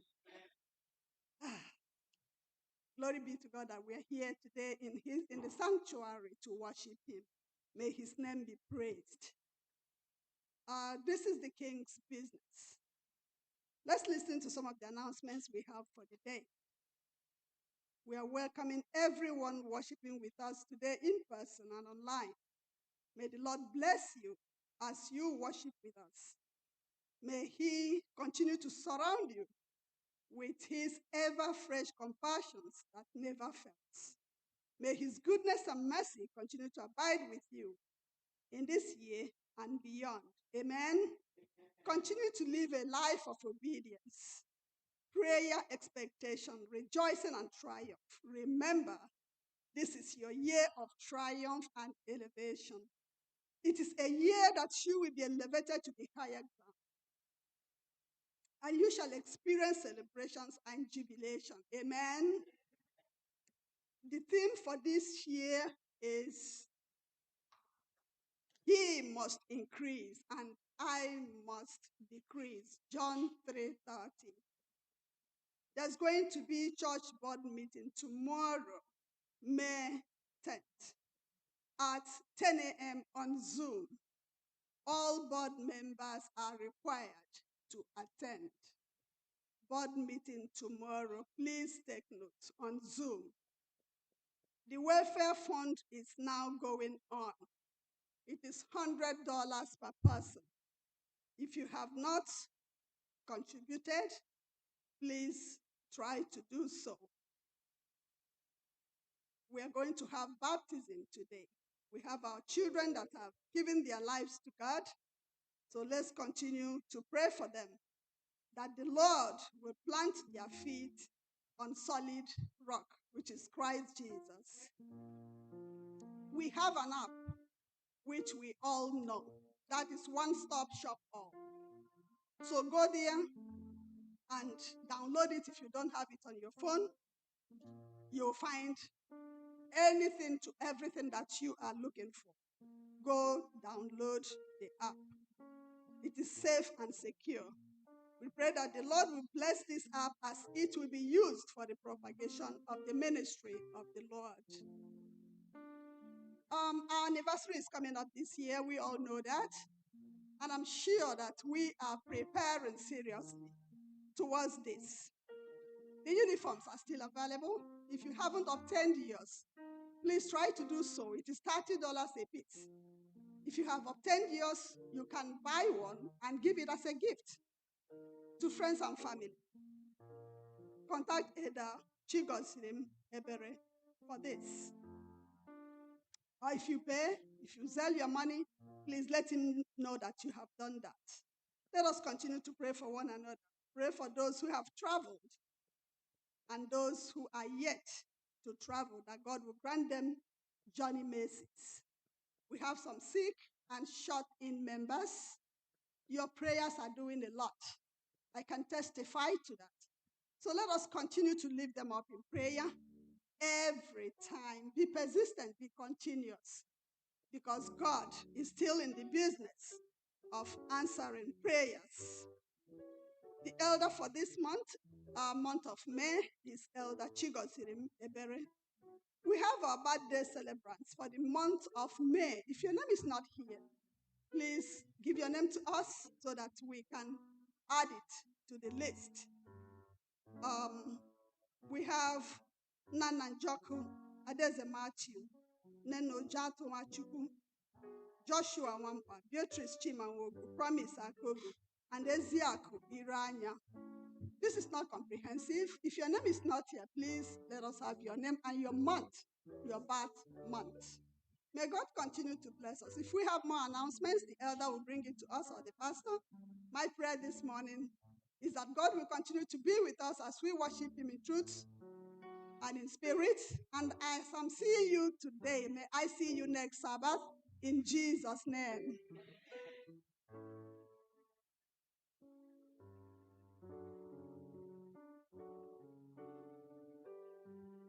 It's a joy to be and to see you this morning. I can see the smiling faces and the beautiful faces that I see this morning, so I want to welcome you. Dobina, Dame, and a host of others that are here today visiting. And thank you for the happiness that you have brought to the sanctuary today. You know, there is something we take for granted from one divine service to the other. Sometimes we just take it for granted. But you know, behind all of that is God's leading, his amazing grace that takes us all through the 7 days and brings us safely back here. So God is constantly working, preparing us to come to another Sabbath. So I want us to, praying that the Lord will put our hearts together at this moment as we appreciate the fact that he's been doing this, though we take it for granted. So as we have that warmth in our hearts, I want to welcome you to First Igbo Seventh-day Adventist Church. Those people that have traveled far and near, and you are here.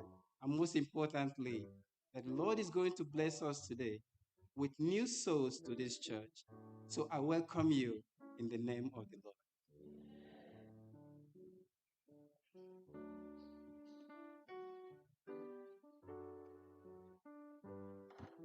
Happy Sabbath, church. May we all rise as we take our affirmation of faith and call to worship.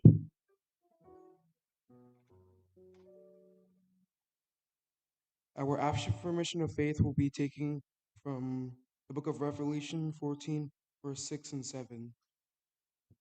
I'll be reading from the King James Version, and it reads, "And I saw another angel fly in the midst of heaven, having the everlasting gospel to preach unto them that dwell on the earth, to every nation and kindred and tongue and people, saying with a loud voice, Fear God and give glory to him, for the hour of his judgment is come, and worship him that made heaven and earth, the sea, and the fountains of waters." Our call to worship will be taken from the book of Psalms 33, verse 20 through 22. And it reads, "Our soul waited for the Lord. He is our help and our shield. For our heart shall rejoice in him, because we have trusted in his holy name. Let thy mercy, O Lord, be upon us, according as we hope in thee." May the Lord bless these readings in Jesus' name.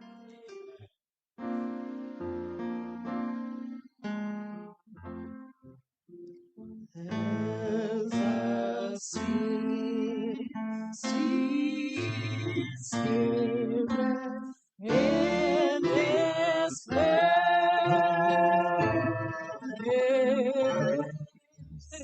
and I know that it's the Spirit of the Lord. There are sweet expressions on each breath, and I know that in the presence of the Lord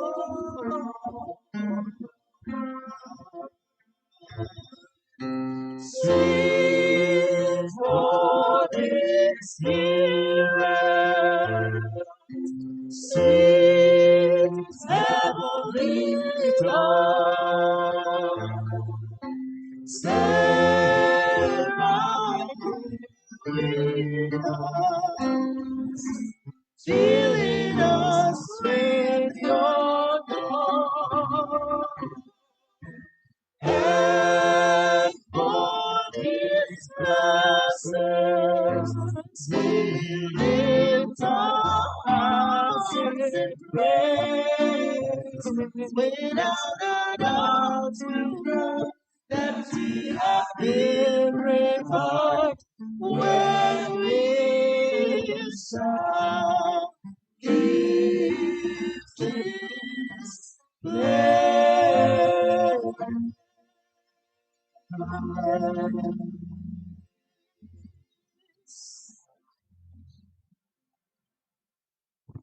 Sweet Holy Spirit, we invite your presence at this time.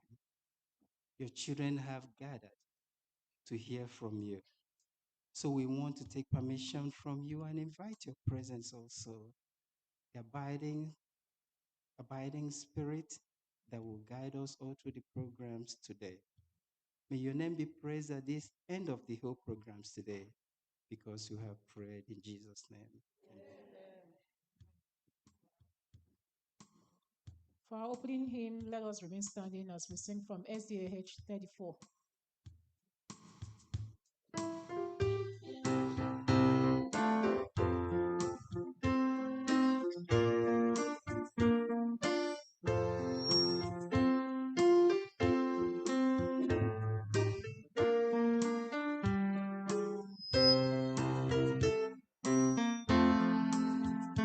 With the song of joy and gladness, Peter bring your godless face.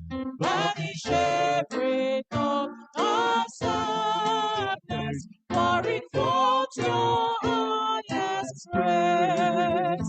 Sing to Him whose care has brought us once again with friends to be, whose loving voice has taught us of the way to Jesus' feet. Wake the song, wake the song, wake the song, wake the song. The song of joy and gladness. Wake the song, wake the song, wake the song, the song of jubilee. Joyfully with songs and banners, we will greet the festal day. Shout aloud our glad hosannas, and our grateful homage pray. We will chant our Savior's glory, while our tongues we raise our voice, telling still the old story, preciously redeeming love. Wake the song, wake the song, wake the song, the song of joy and gladness. Wake the song, wake the song, wake the song, the song of jubilee.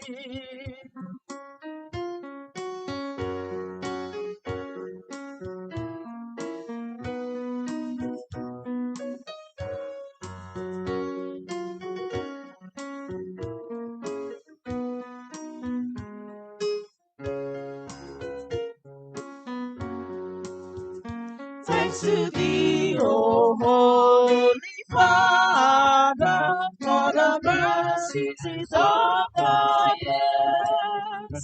May each heart as here we gather, smile with gratitude sincere. Thanks to thee, O loving Savior, for redemption through thy blood. Breathe upon us, Holy Spirit, sweetly draw us near to God. Wake us on, wake us on, wake us on, wake us on. The song of joy and gladness. Wake us on, wake us on, the song of jubilee. Wake us on, wake us on, wake us on, wake us on, wake us on, the song of joy and gladness. Wake us on, wake us on, the song of jubilee.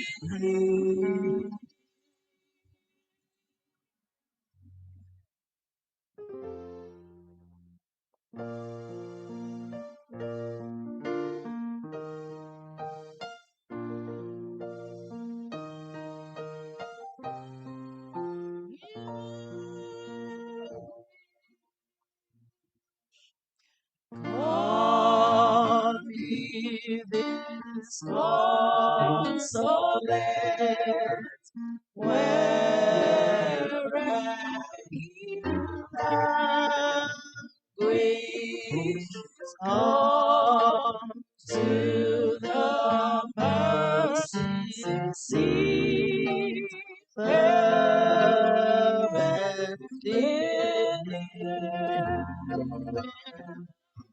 Here bring your wounded hearts, it's out your anguish. There's no sorrow that heaven cannot heal. There's no sorrow that heaven cannot heal. Amen. Saints of God, let us reverently kneel in prayer or bow your heads while standing.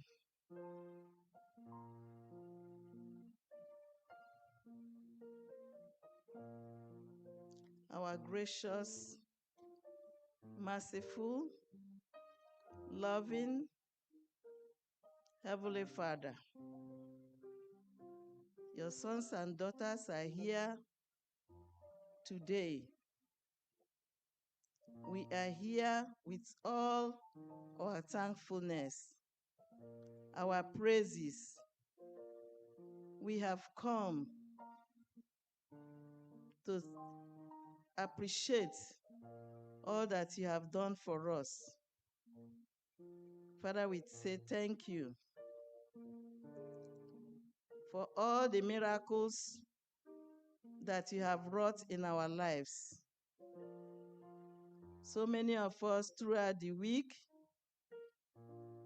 you granted us journey mercies. Some went to the hospital for procedures, you saw them through. Some gained admission into university. Some you also granted them success in their examinations. Some also were promoted in their places of work. Some also secured job opportunities. Some traveled and you granted them journey mercies. Some asked you for a favor and you answered their prayers. We cannot enumerate all that you have done in our lives. For the Africa for Christ Arise in Hope evangelism, all the people that gave their lives to you through baptism, that came successfully to an end today with a massive harvest of souls. Father, we say thank you. We thank you for the success of that program. And we are also asking you, Lord, that you make us to be spiritual watchmen. Help us, O Lord, that we too should have something to do. Because the song that says, "Hark the voice of Jesus calling, who will go and work today?" Fields are wide, the harvest is waiting, but there are no people. Father, may you use us. May we not say that there is nothing we can do. Use us in our little corners to also be a light bearer and to be a blessing to others and to also win souls for you in the mighty name of Jesus. Lord, if you look at our hearts, you will see that so many of us, we have come to ask you for forgiveness of our sins. We have done certain things that are displeasing to you. And it is only the blood of Jesus that can atone for our sins. And so we plead, O Lord, let the blood of Jesus, which was shed at the cross of Calvary, may it never lose its power as it atones for all our guilty sins and guilty stains. Wash us, O Lord. Cleanse us from all unrighteousness and create in us a clean heart, a heart that is willing to serve you, a heart that is willing to surrender to your will, a heart that is willing to praise you, a heart that is willing to hunger and thirst for righteousness. Just like we learned today about the Bible characters that we are prayerful, that surrender to you, that we are in connection with you, that we are in good relationship with you. Father in heaven, we want to be like them. We want to be like Daniel in the Bible, Enoch in the Bible, Hannah in the Bible, Moses in the Bible, and many others that we are not mentioned. Father, that is our earnest desires, and we believe that you hear us today.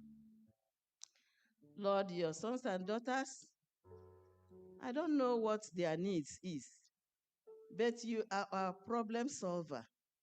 You are our burden bearer. Search their hearts. What is it that is bothering them? So many are hurt. So many are struggling to survive.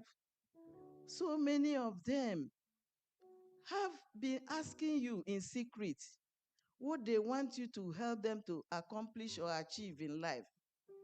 Father, today, just like we sang, may this year be a year of jubilee for your children. May you redeem each and every one of us. May you deliver us, O Lord, as you have been doing. All our spoken requests and unspoken requests, you are the only one that can transform them to become testimonies. May we live a victorious life for thee. Father, there are people who have the problem of unforgiveness. They don't know how to forgive one another. And so today, may you break that yoke in their lives and give them that spirit of forgiveness, because it is the only way that we can relate well with you. Father, please help us in the mighty name of Jesus. Lord in heaven, we are grateful and so thankful to you for the lives that you have touched in this church, First Igbo Church. We have been praying, we have been asking. Today, you have put smiles on our faces. You have put laughter on our mouths. We say thank you. Bless the souls that have surrendered to you today, that want to give their life to you through baptism. Father, bless the watery grave. Bless them and help them to be retained in your sanctuary. May you help them also to learn more about you. And may you also walk with them just like Enoch walked with you, to your own honor and glory. We hand over the speaker of the hour into your care. Touch him, anoint him one more time. Touch his lips, that those words which he's going to use to edify the church, may it bring hope. May it bring a source of hope to us.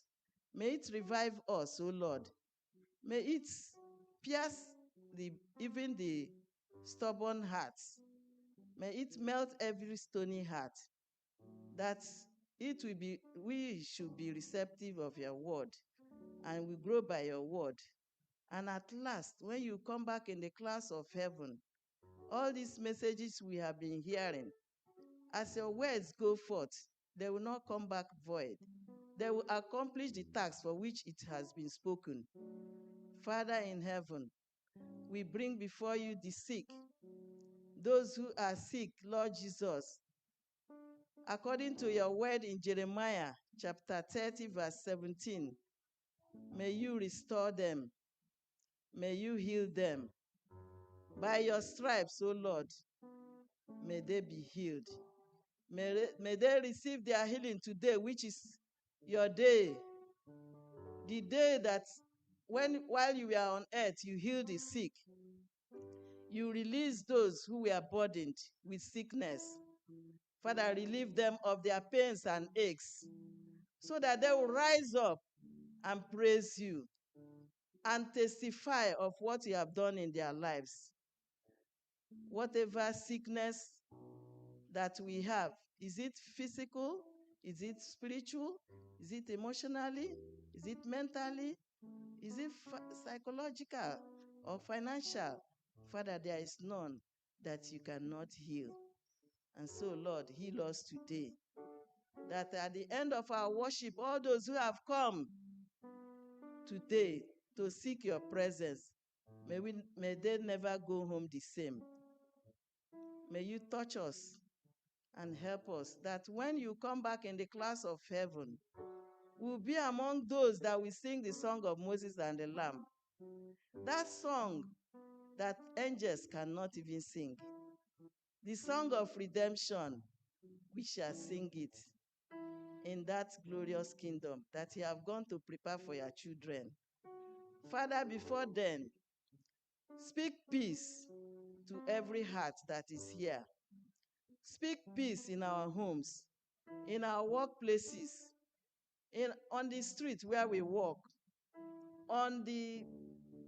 in our neighborhood. May you speak peace. In our society, speak peace. In this country, speak peace. Let your peace continue to reign in our hearts. Father, all the storms that are raging in our lives, oh Lord, may you calm them down. May peace be still. May this be our experience both now and forevermore. I will not forget our children. Father, do not leave them. Do not leave them alone. Do not forsake them. Help them in their academics. Help them to know you more and to grow more in you. Father, may they continue to be a blessing to all our families, in our homes, in their school, wherever they may be found. May nobody bully them. May you continue to keep watch over them. May they be safe and protected by you. May they be favored, and may you grant them that excellent spirit that will make them to be like Joseph. Thank you, Father, for hearing us thus far. I've prayed with thanksgiving in Jesus' mighty name. Amen.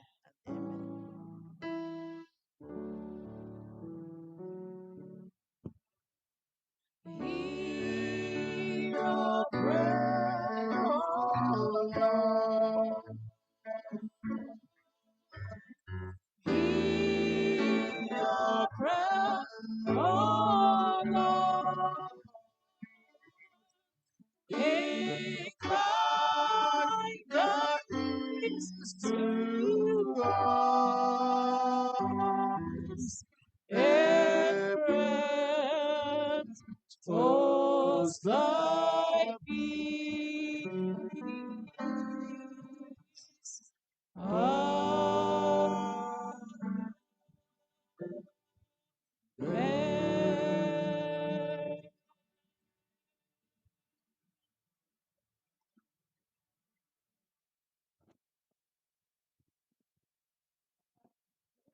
We are children of a better land, children of a better land, children of a better land. Oh yes, oh yes, oh yes, oh yes, oh yes. We are children of a better land, children of the better land. Children of the better land, oh yes, oh yes, oh yes, oh yes, oh yes.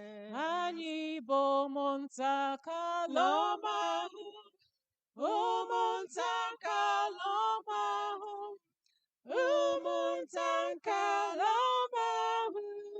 Ewo, ewo, ewo, ewo, ewo. Anyị bụ ụmụntakịrị ọmahụ, ụmụntakịrị ọmahụ, ụmụntakịrị ọmahụ. Ewo, ewo, ewo, ewo, ewo.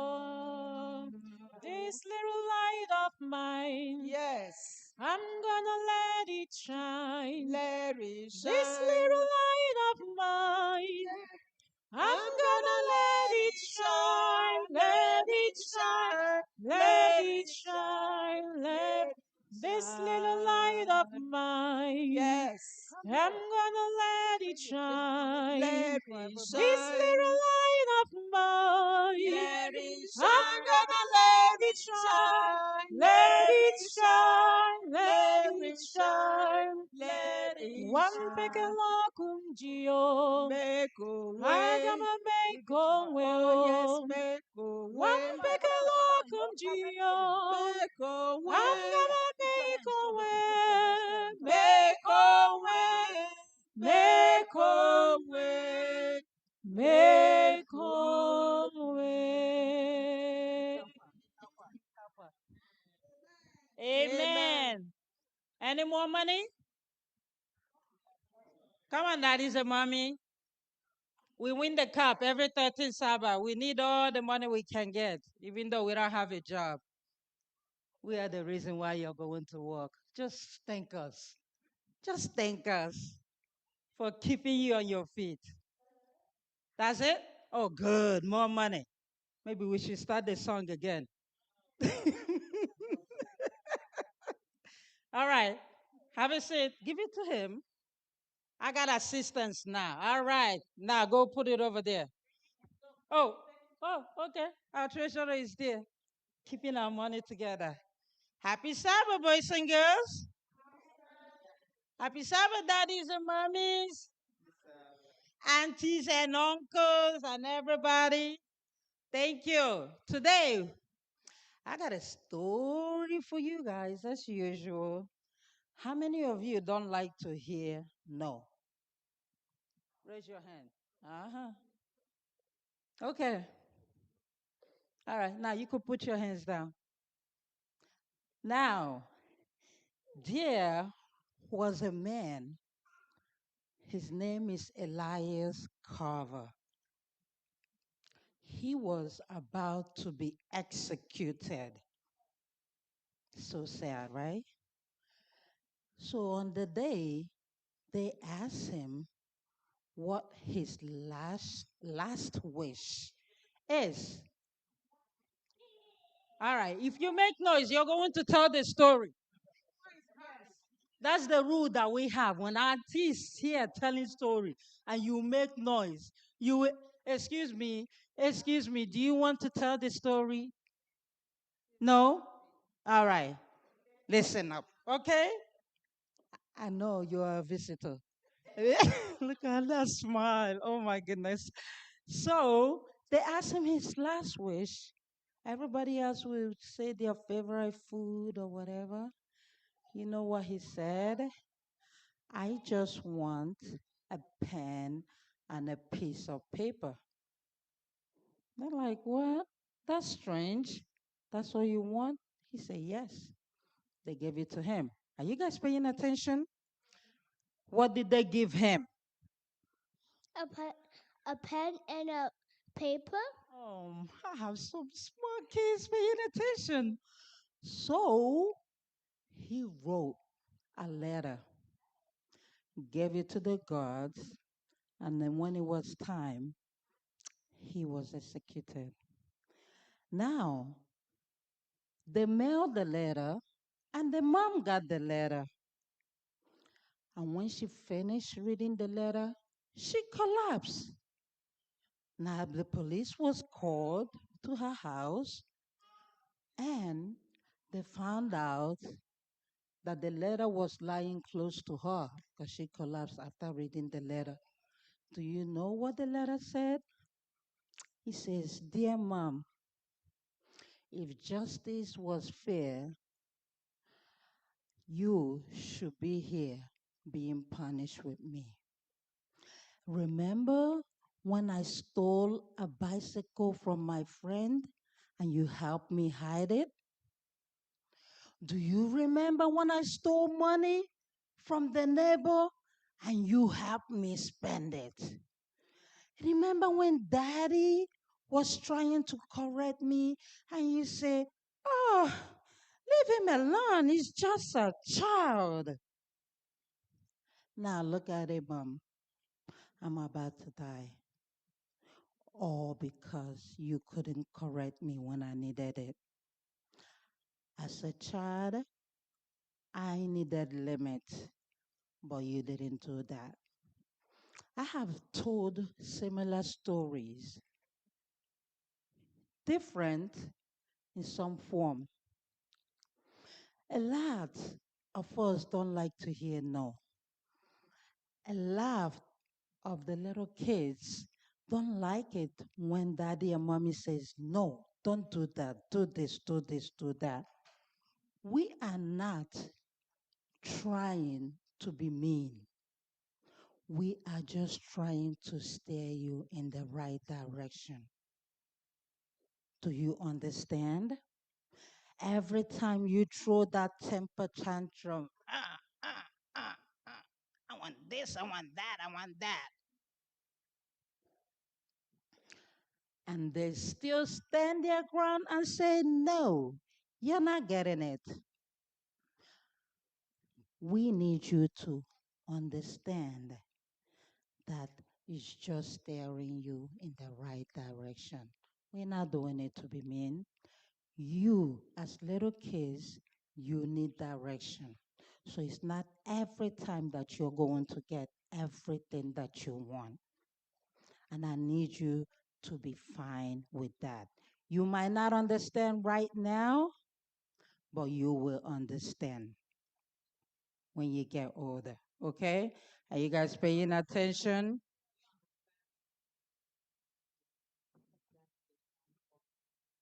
All right. So now, what is the moral of the story? Oh, oh, oh, oh, hold on. Correction is key. Wow. Wow. I like that. Saying no will get you in the right direction. Okay. When people say no, it's not always trying to be mean. All right. Anybody else raise their hand?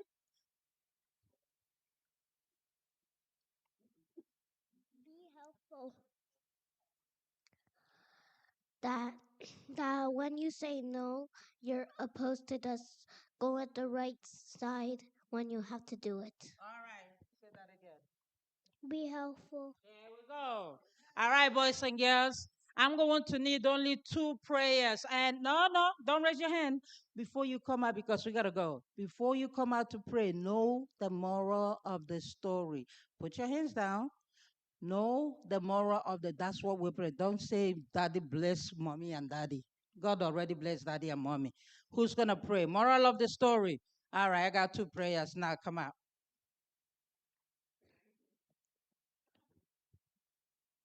All right. Close your eyes. I'm calling on you if I see your eyes open. Close, close, close. Close your eyes. Dear Heavenly Father,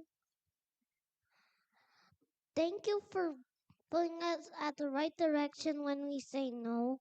And thank you that that when we do good things at the right direction, and thank you that we should always go at the right direction when people say no. In Jesus' name, Amen.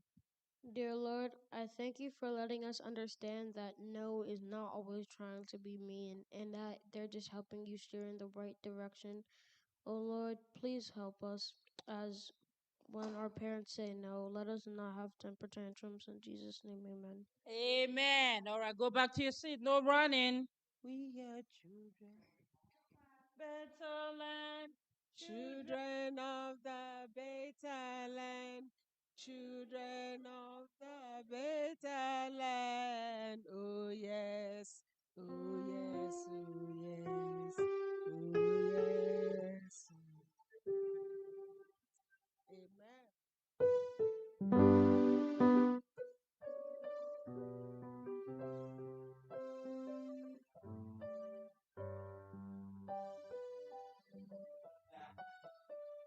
It is time for us to bring the sacrifice of thanksgiving unto the Lord. And I call upon the deacons to come and do the needful. As I look at our faces and our gestures, I see people very happy to be in the presence of the Lord. Am I right? So I believe and I know that today we are going to give to the Lord joyfully, as he has told us in the book of 2 Corinthians 9:7, that God loves a cheerful giver. So we should always give cheerfully. And as we celebrate God the best way we know how to, I am specifically talking about a sister today who is very grateful to God for his goodness and blessings in her life with a large sum of money. This sister also has her request, which I know that the Lord will honor because she has come joyfully before him. Choir.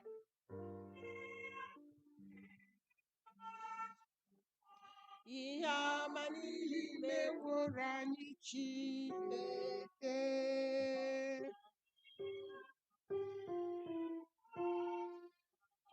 Ihe ọma niile meworo anyị Chineke. Inyekwara anyị ndụ, inyekwara anyị oriri. Anyị abụghị ụmụ ihe ndị a niile. Asị na anyị enweghị nke a niile, o zubeghị iji kwụghachi ihe ndị a niile. Nyere anyị inyekwara anyị oriri. Anyị abụghị ụmụ ihe ndị a niile. Asị na anyị enweghị nke a niile, o zubeghị iji kwụghachi ihe ndị a niile.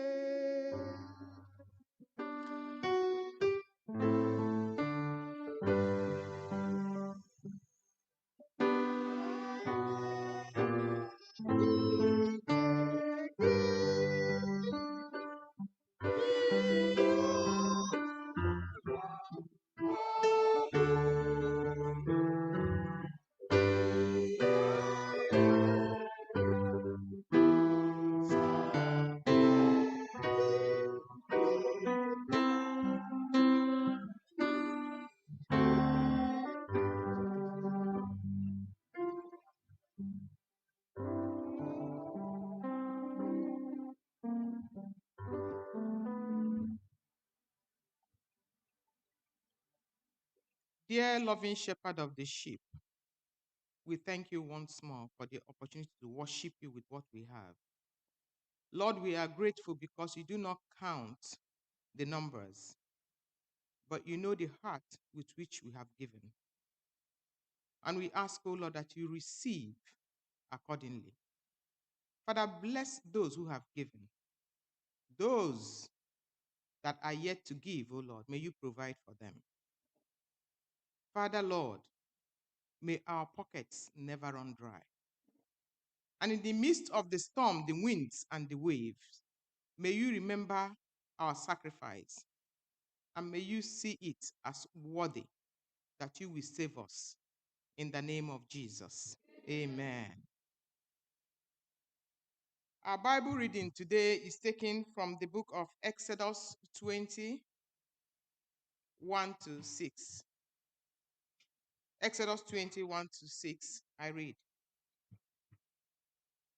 And God spake all these words, saying, I am the Lord thy God, which have brought thee out of the land of Egypt, out of the house of bondage.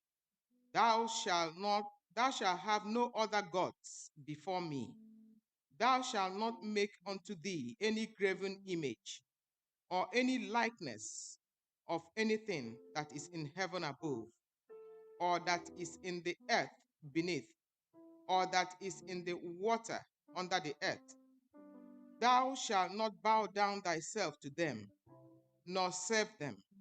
For I, the Lord thy God, am a jealous God, visiting the iniquity of the fathers upon the children, unto the third and fourth generation of them that hate me, and shewing mercy unto thousands of them that love me and keep my commandments. May the Lord add meaning to his words in the name of Jesus.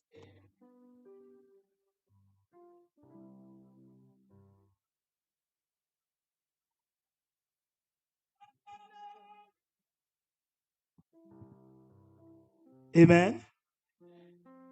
Yes, this is another wonderful day that the Lord has made, and we will rejoice and be glad in it. Amen. Yes, because there is joy here, but the Bible says that there is joy in heaven over one soul that repents and comes to the Lord. So if we're rejoicing and the Lord says there is joy in heaven over one soul, today we are celebrating the homecoming and acceptance of the Lord of three people. Did I hear somebody say amen? So if there is joy over one, so tell me how many joy raised to how many times in heaven now? Huh? Joy raised to how many powers? Church.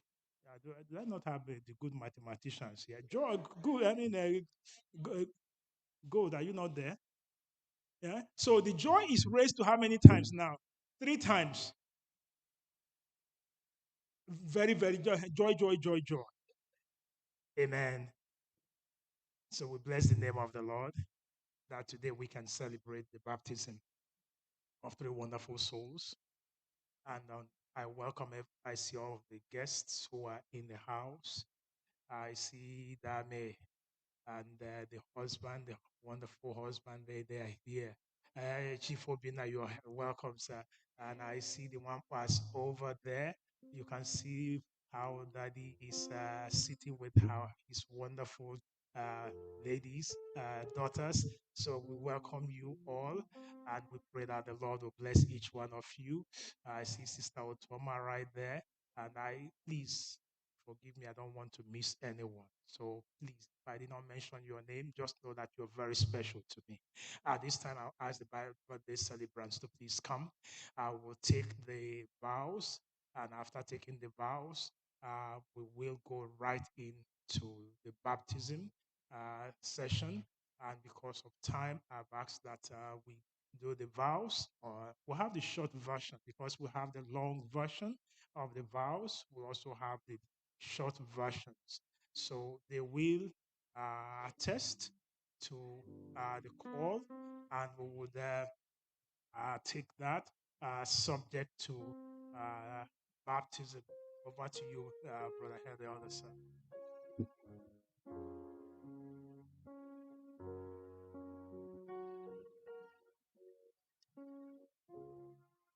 Happy Sabbath, Church. The candidates before you have gone through the 28 fundamental beliefs of the Seventh-day Adventist Church. And by virtue of that,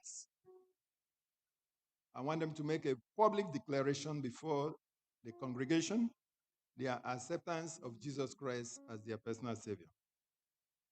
Before we do that, I want to inform you that they are ready.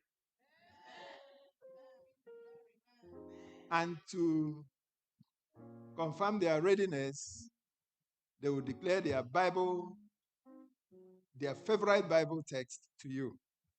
We'll start with Jason O'Hara. Philippians 4:13. I can do all things through Christ who strengthens me. Onye Njoku. John 3, verse 16, for God so loved the world that he gave his only begotten Son, that whosoever believeth in him shall not perish but have everlasting life. Amen. Irene Wamba. I have many, but I'll read two. The first one is 51, Psalms 51, verse 10. Create in me a clean heart, O God, and renew a steadfast spirit within me. And the next one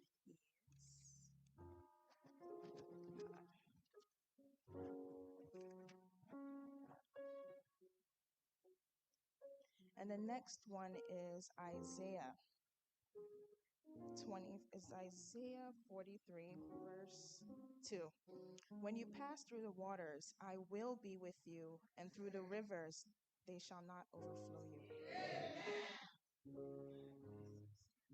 So to the candidates, I'm going to ask you a question. And if you agree, you raise your hand in affirmation and you also respond, I do. Do you accept Jesus Christ as your personal Savior and Lord? And do you desire to live your life in a saving relationship with Him? Do you agree? I do. I do. Do you accept the teachings of the Bible as expressed in the statement of the fundamental beliefs of the Seventh Adventist Church? And do you pledge by God's grace to live your life in harmony with these teachings? Do you? I I do. do. Do you desire to be baptized in a public expression of your belief in Jesus Christ, to be accepted into fellowship of the Seventh Adventist Church, and to support the church and its mission as a faithful steward by your personal influence, tithes and offerings, and a life of service? Do you? I do. I do. Saints of God, I lift up these three candidates before you, that they be accepted into the fellowship of the Seventh Adventist Church, First Igbo Seventh Adventist Church, subject to baptism in Jesus' name. Amen.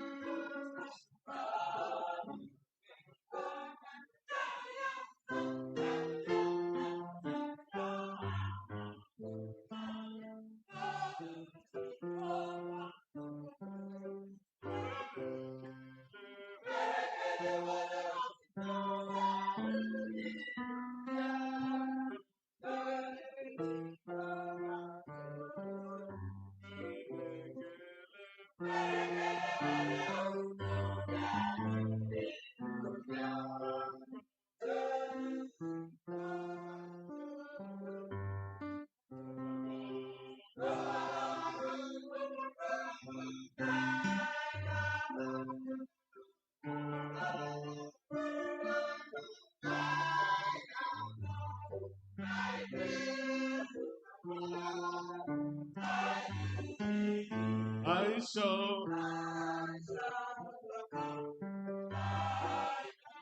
overcome.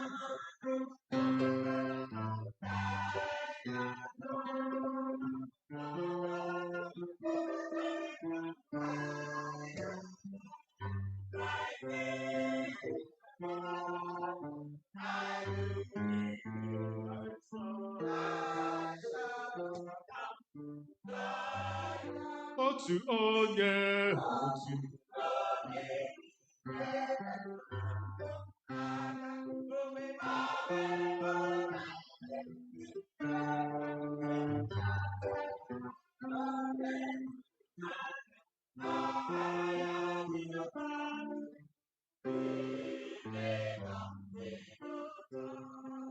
otu onye,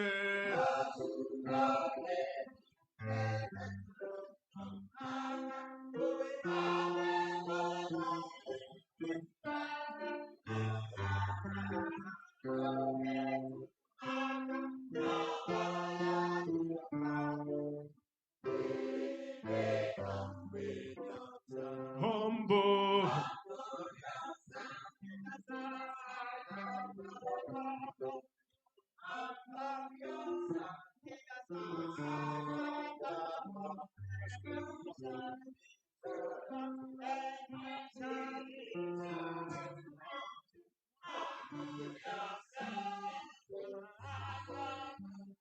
Humble.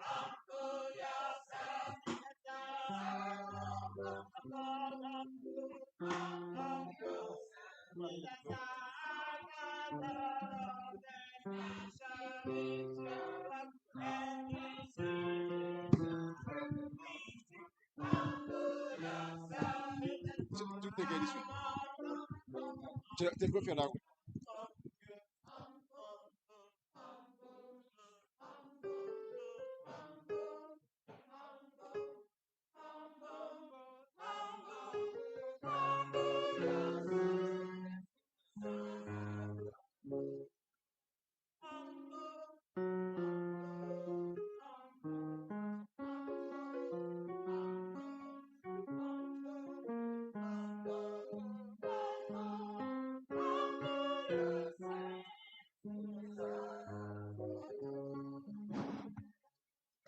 Go ahead. Awesome.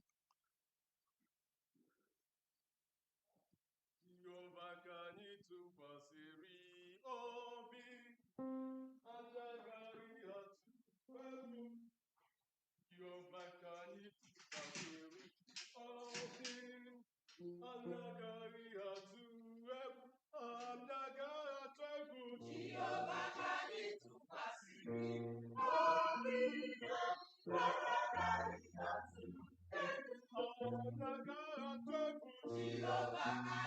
tụkwasịrị obi, agaghị atụ egwu. Mgbe ihe na-esiri m ike, Jehovah ka anyị tụkwasịrị obi, agaghị atụ egwu.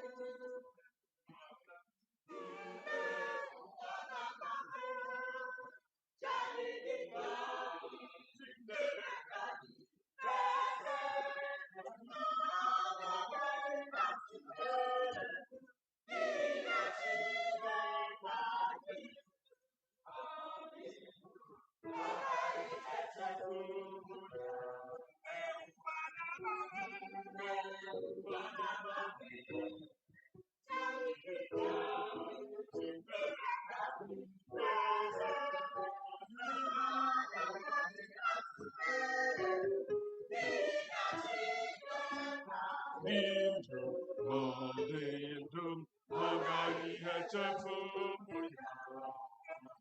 Mgbe ụwa na-agbanwe, anyị dị mma, Chineke anyị na-eze, anyị agaghị atụ egwu. N'ihi na Chineke anyị dị ndụ, agaghị echefu ụmụ ya. Jehovah ka anyị tụkwasịrị obi, agaghị atụ egwu. Amen. Yes, what a beautiful time that we can experience new birth, burial, and resurrection in new life. Amen. At this time, for us to commence, we have to pray and dedicate everything to the Lord at this time. Saints of God, let's all bow our heads as we pray. Heavenly Father, based on your commission to go and to baptize, so here we are now to fulfill this commission, to baptize these precious souls into your kingdom, to populate the kingdom of heaven and depopulate the kingdom of the enemy. So we bless your holy name. So at this time, we consecrate the whole process, the water and everything we consecrate now, that this will be a solemn session to the glory of your name and to the blessing of your church and people. Take all the glory. Be exalted, mighty Jehovah. In Jesus' name we have prayed, and let everyone say, Amen. Amen.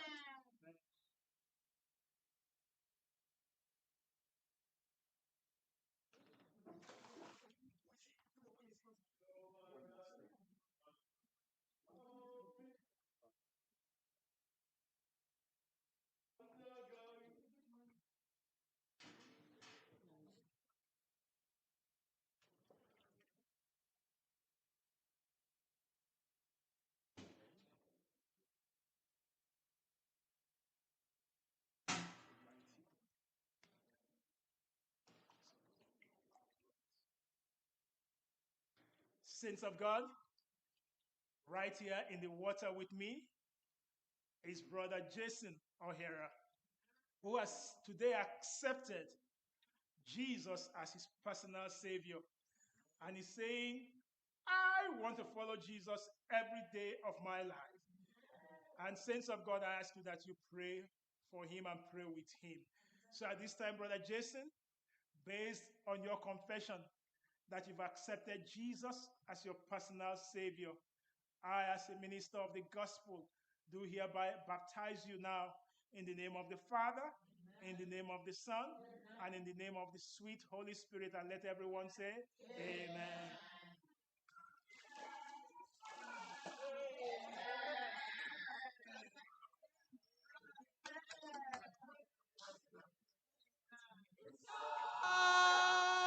Nsọ, amen, amen. Ka ebo niile bịa soro ha kpọọ isiala tie amen. N'irezi nsọ, nsọ, amen, amen. Ka ebo niile bịa soro ha kpọọ isiala tie amen, amen. N'irezi amen.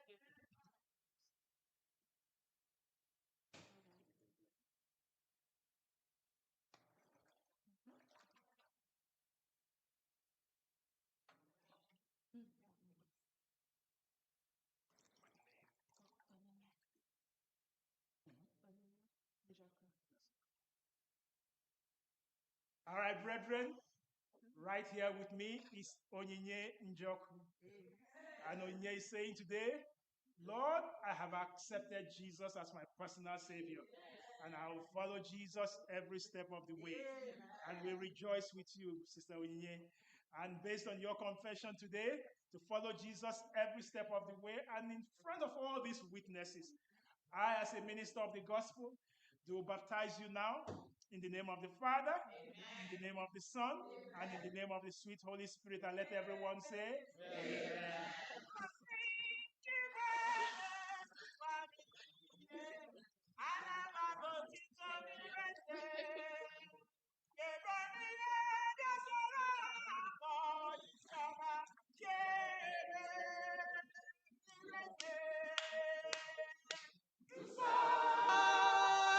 Nsọ, amen, amen.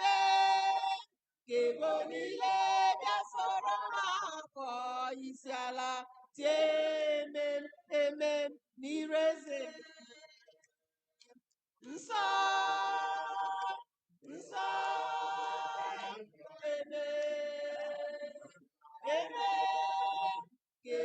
niile bịa soro ha kpọọ isiala tie eme n'iru eze. Amen.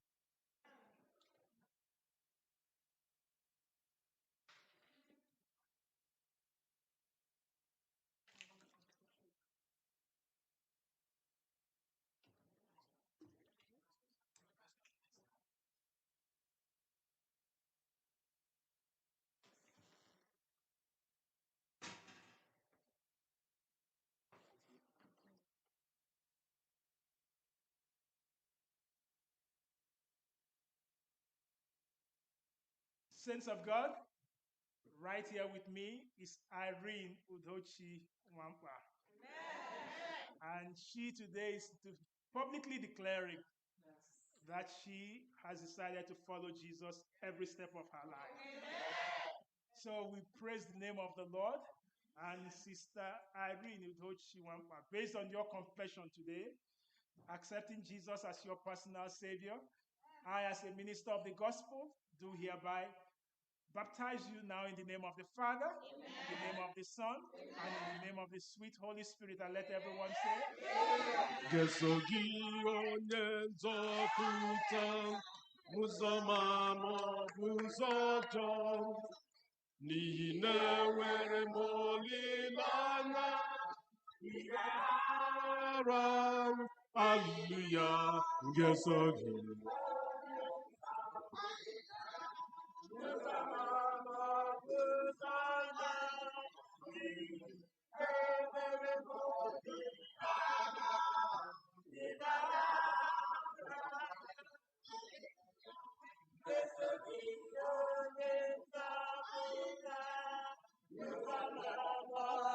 Ụzọ ọjọọ n'ihi na enwere m olileanya n'ịgaghara.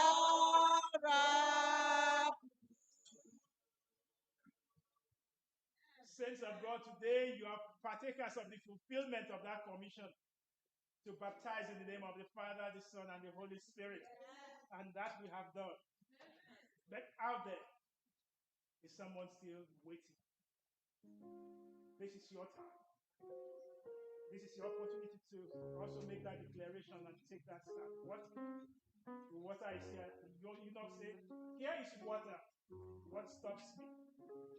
So if you are still in that valley of decision, today I throw it open to you. Here is water. Make that step, and the Lord will accept you in Jesus' name. And for those of us who have been baptized, remember, it's not just a day of baptism, it's also a day of rebaptism. Ask yourself, if the Lord comes today, will he find me faithful? That is the question I leave with you today. So, brother, sister, be faithful unto the coming of the Lord. Amen. Let us pray.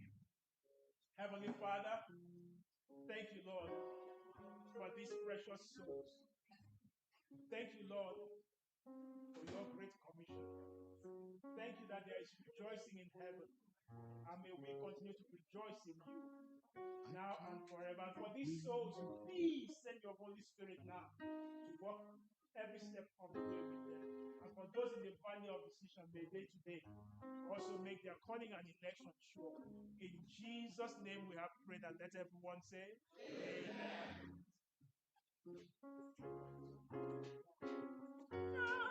Hallelujah, hallelujah, hallelujah, hallelujah.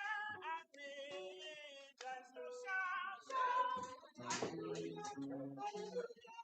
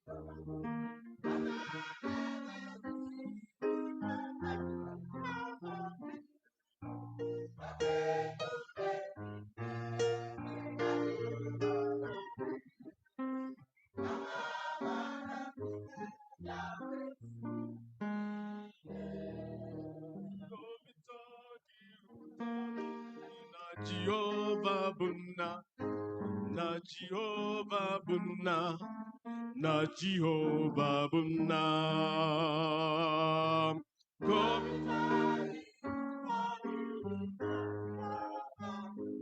Oh,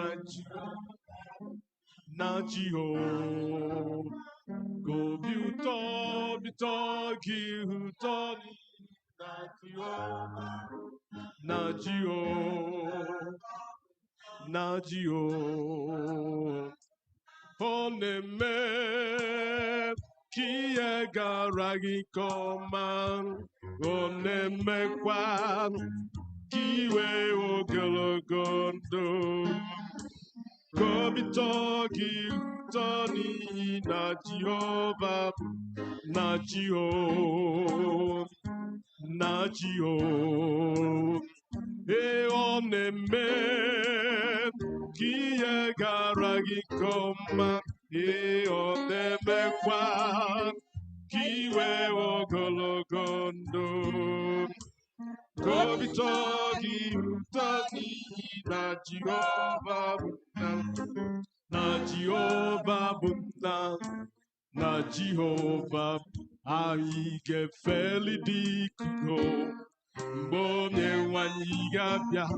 Anyị ga-efeli dị ikuku, ike agaghị agwa anyị. Oh, anyị ga-efeli dị ikuku mgbe onye nwanyị ga-abịa. Anyị ga-efeli dị ikuku, ike agaghị agwa anyị. Oh, anyị ga-efeli dị ikuku mgbe onye nwanyị ga-abịa. Anyị ga-efeli dị ikuku. I will wear a crown in my Father's house, so there'll be joy, joy, joy. I will wear a crown. I will wear the crown In my Father's house. Oh, in my Father's house. in My Father's house. Oh, I will wear the in my Father's house, so there'll be joy, joy, joy. I will wear a crown. I will wear the crown in my Father's house. In my Father's house. In my Father's house. I will wear the crown in my Father's house. There'll be joy, joy, joy. Oh, There'll be joy, joy, joy. There'll be joy, joy, joy. Hey, I will wear a crown in my Father's house, so there'll be joy, joy, joy.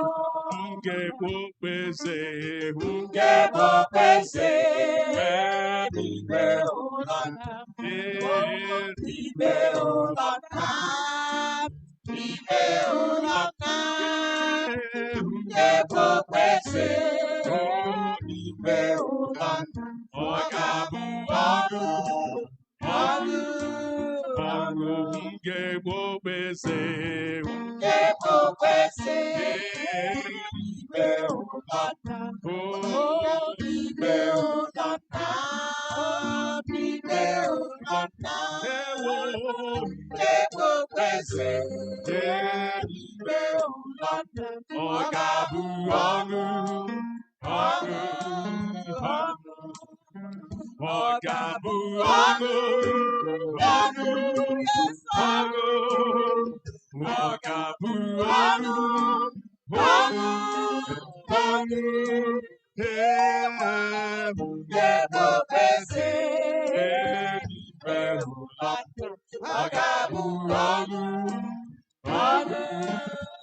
Aige feli dikigo, mbonye wajigabia. Aige feli dikugo, ikaga.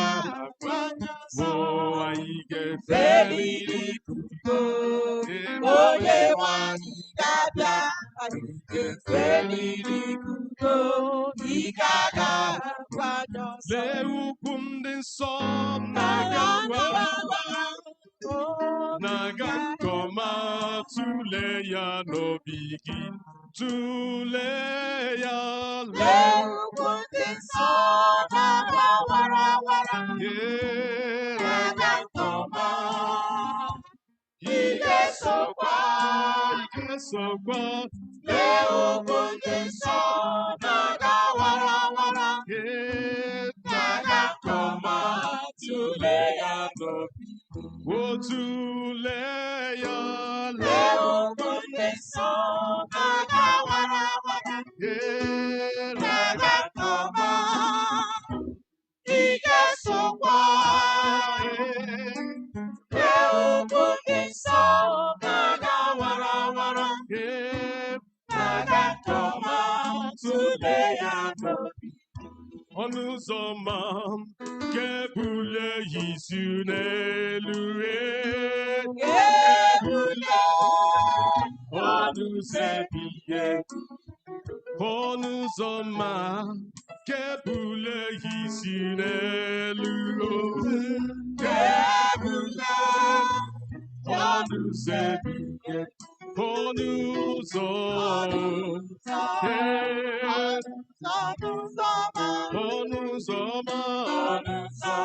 kebule Israel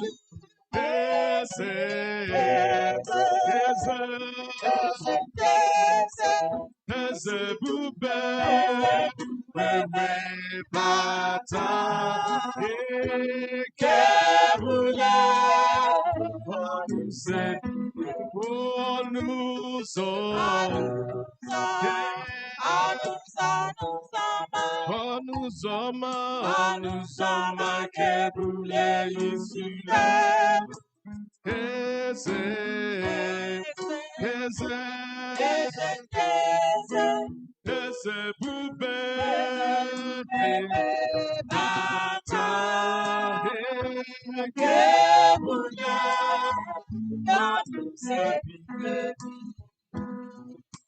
Go be Tell it on the mountain, oh, over the hillside, everywhere.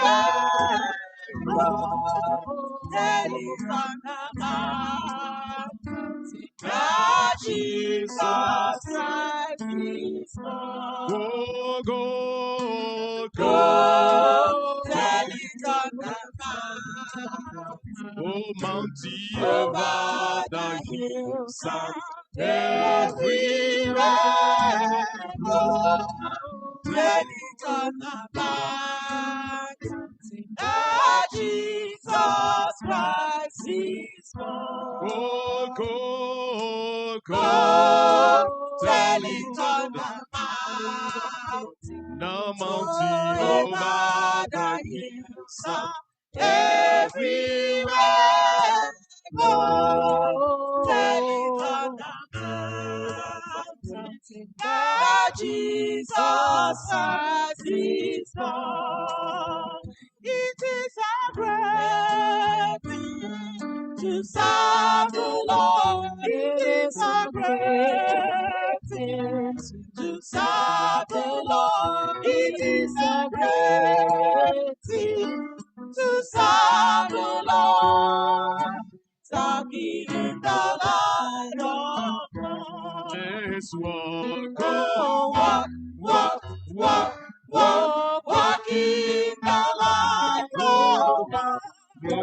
Everybody walk in the light. Oh, walk in the light. Walk in the light of God. oh, let's walk,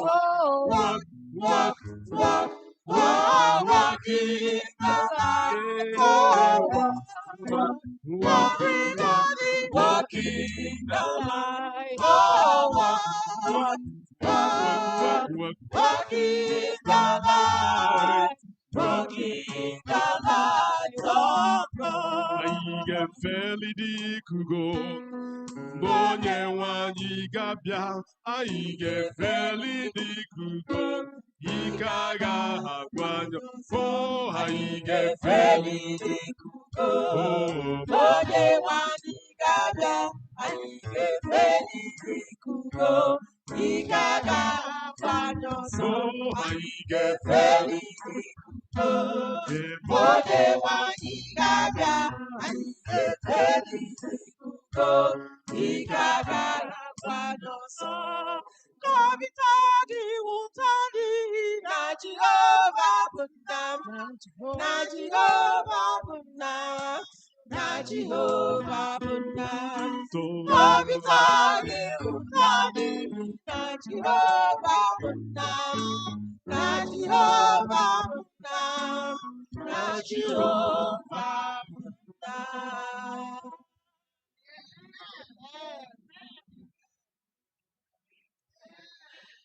As I said, yes, there is joy right here, but in heaven, there is triple joy. And we give God the glory. Amen. And He will continue to lead them every step of the way. And brother and sisters, today I present to you this wonderful soul.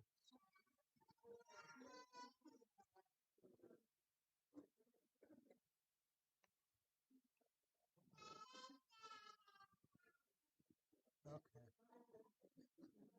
All right. All right. Yeah.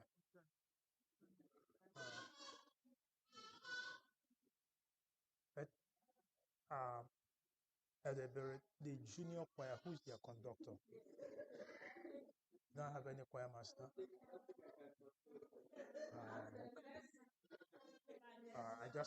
I wanted to know their choir master. Yes.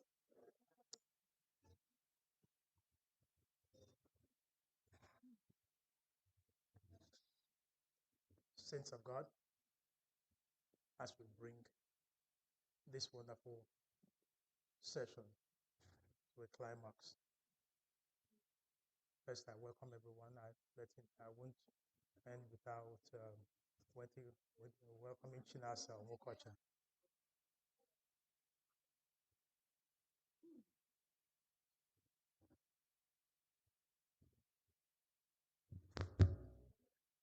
I would like to also welcome Chinasa Omokocha in their midst here. Chinasa, what a day. What a beautiful day to have you in the midst. Amen. Bow your heads with me. Heavenly Father, thank you for such a time like this. You have these wonderful souls. But for us all, we pray that you just speak life again to us now. In Jesus' name.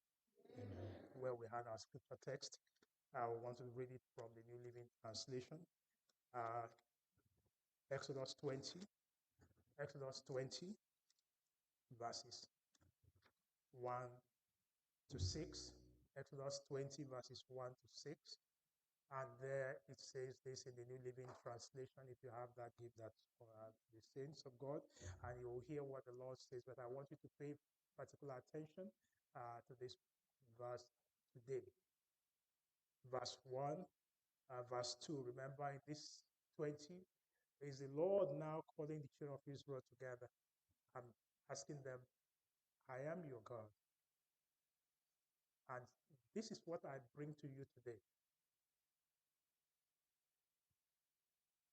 We all know the first commandment, second commandment, but the main thing there is in verse 2, where the Lord says, I am the Lord your God. I am, please put that back. I am your God.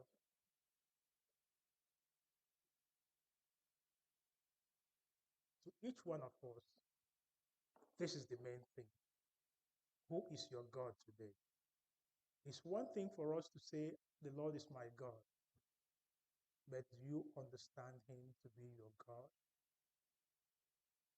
And whatever thing today, make Jesus your God. And he has said he will lead you. Why is he your God? Because he is the one who has brought us out. And to my new candidates right here, it's one thing for you to say you have accepted Jesus, but I want you to accept him knowing that who you are, what you are today, and everything is because Jesus has brought you this far.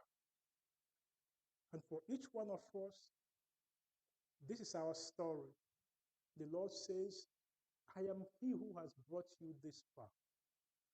And because I have brought you this far, then make sure in verse 3, listen to what he says. In verse 3, he now says this, that you should have no other God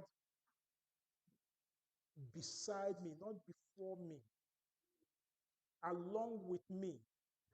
In this day and age, you say, how do I have gods? That thing that is taking your attention. Church, many things now, there are many distractions. And to my new candidates, to my newly baptized, there are many things that distract us today. Your job, your education, your career, even fashion these days, things that are taking your attention becomes your God. Then go to verse 4, and he now says this in verse 4. Don't make any image, don't make anything. But we end with verse 6. Maybe you have not seen verse 6 before. Let me end. No, start with verse 5. He says in verse 5, you shall not bow down to them, you shall not, for I, the Lord your God, am jealous, visiting the iniquity of the fathers upon the children, upon the third and fourth generation. But when you come to 6, because you obey God's commandment, look at what verse 6 says. He says he's showing mercy unto how many generations? Thousands. That does what? And does what? You see, this is where King James and New King James, they got it wrong. I wish you could have it in New Living Translation. If you have it in New Living Translation, portray it. But listen to New Living Translation. I'll read that to you. In that verse, he says, but I, that's verse 6, but I will lavish unfailing love.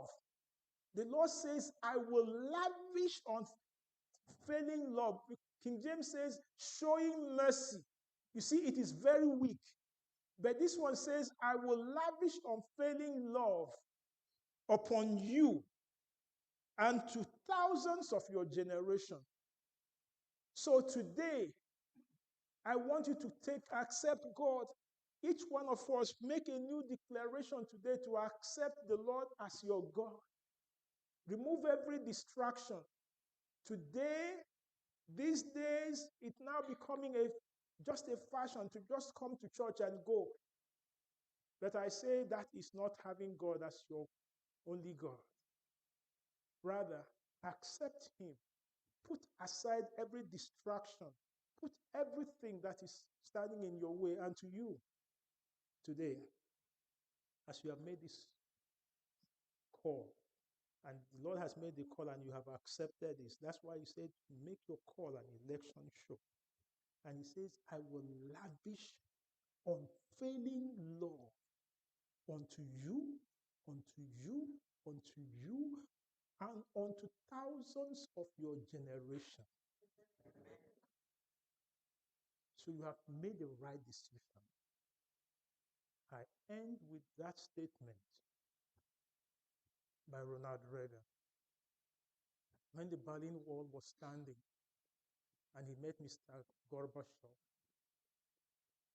he said, Mr. Gorbachev, tear down this wall.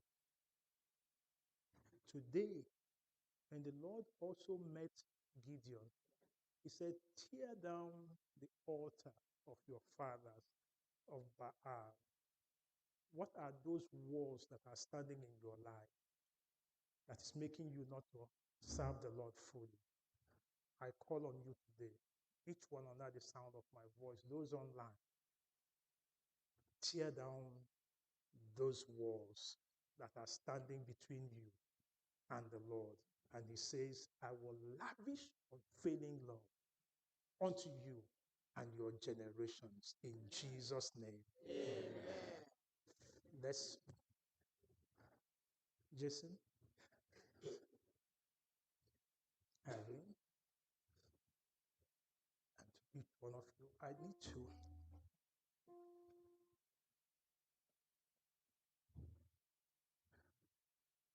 I'll pray a prayer of dedication for you. After praying the prayer of dedication, I will then ask the church to the elders. Where are the elders? Please join me as we dedicate them now. Join me.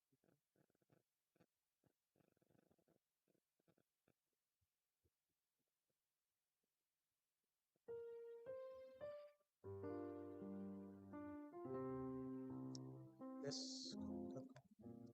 So let's go around them.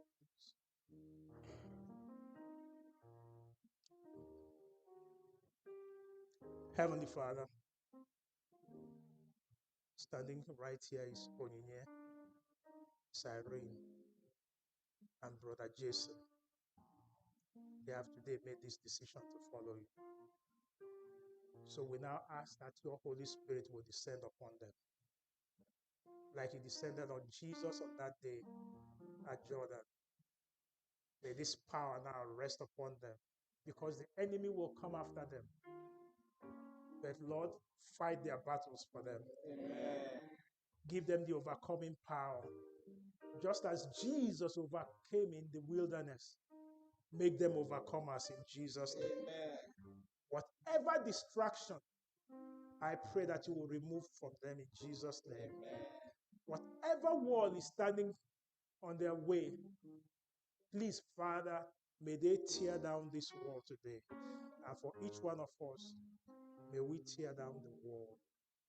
And may we serve you every step of the way, all the days of our life. So into your hands we have now commissioned them to go forth in the name of the Father, in the name of the Son, and in the name of the sweet Holy Spirit. And let everyone say, Amen. You're welcome. Congratulations. Irene, finally. Congratulations. Jason, the Lord bless you. And thank you for the moment. Yes, amen. Yes. All right. So we will at this time extend our hand of fellowship to sister, my dear wife. Come, join me here. Come and welcome them into ministry. And so let's, I think to say,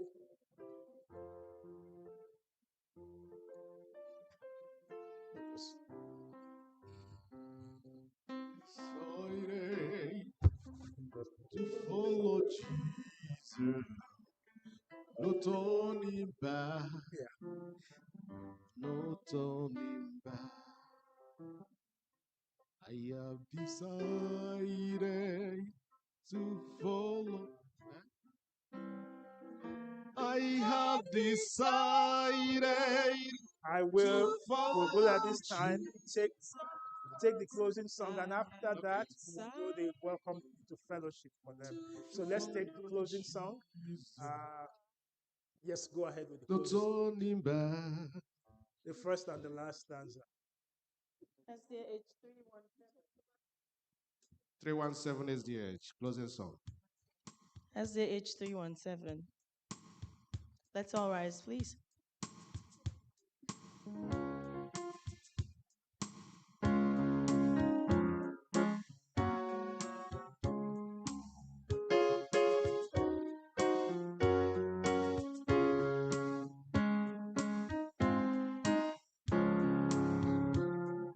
King of my life, I crown thee now.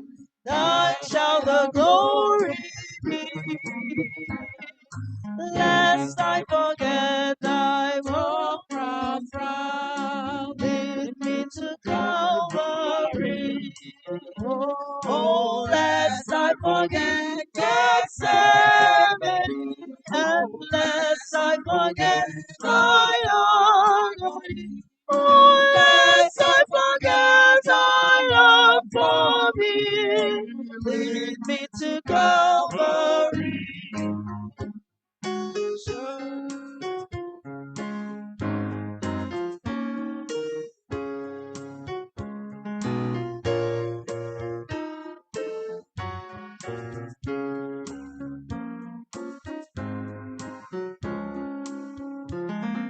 May I be willing, Lord, to bear daily my cross for thee. Even thy cup of grief to share, thou hast borne all for me. Lest I forget Gethsemane, and lest I forget thy agony. Oh, lest I forget thy love for me, lead me to Calvary. Oh, lest I forget Gethsemane. Oh, lest I forget thy agony. Lest I forget thy love for me. Lead me to Calvary.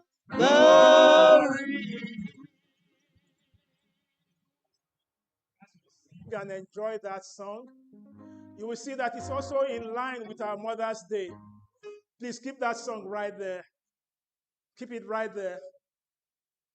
Lest I forget our mothers. Please, just because it's part of our day. Put it right back. Put it right back for me. You can see, lest I forget Gethsemane, but what? Lest I forget our mothers. Lest we forget their agony. Lest we forget their love for us. Oh, let me talk about the wonderful mothers. Let me talk about their special mothers. Can I talk more about the women? Can I speak about them? Oh, lest we forget our mothers. Lest we forget them. Yes, SDA H304. Let's just sing one stanza for our mothers. Yes, lest we forget the mothers. Lest we forget their agony. And lest we forget their love for us. Yes, all the men in the house, just come with me right here. Lest we forget them. Lest we forget them. Lest we forget. Lest we forget. Yes. No, please, sister. You can go the other side. Please. Yes, sister, go the other side. Yes. No, please, all the men in the house, just join me. All the men in the house, just join me.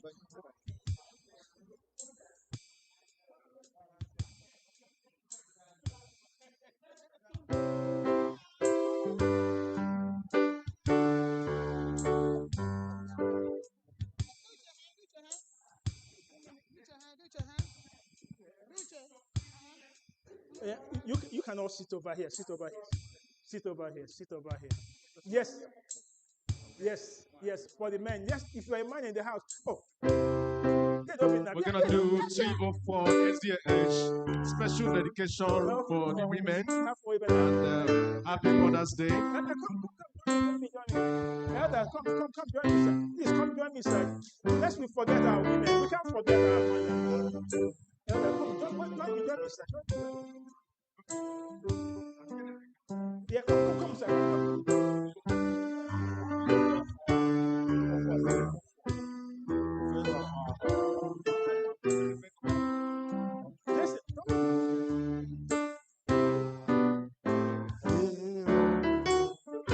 Of our Father's sleeping still is my option, your Father's Son.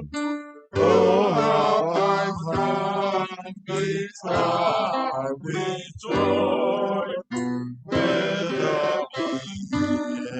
the glorious film of our Father's lonely face, we will be true to thee today. Last stanza.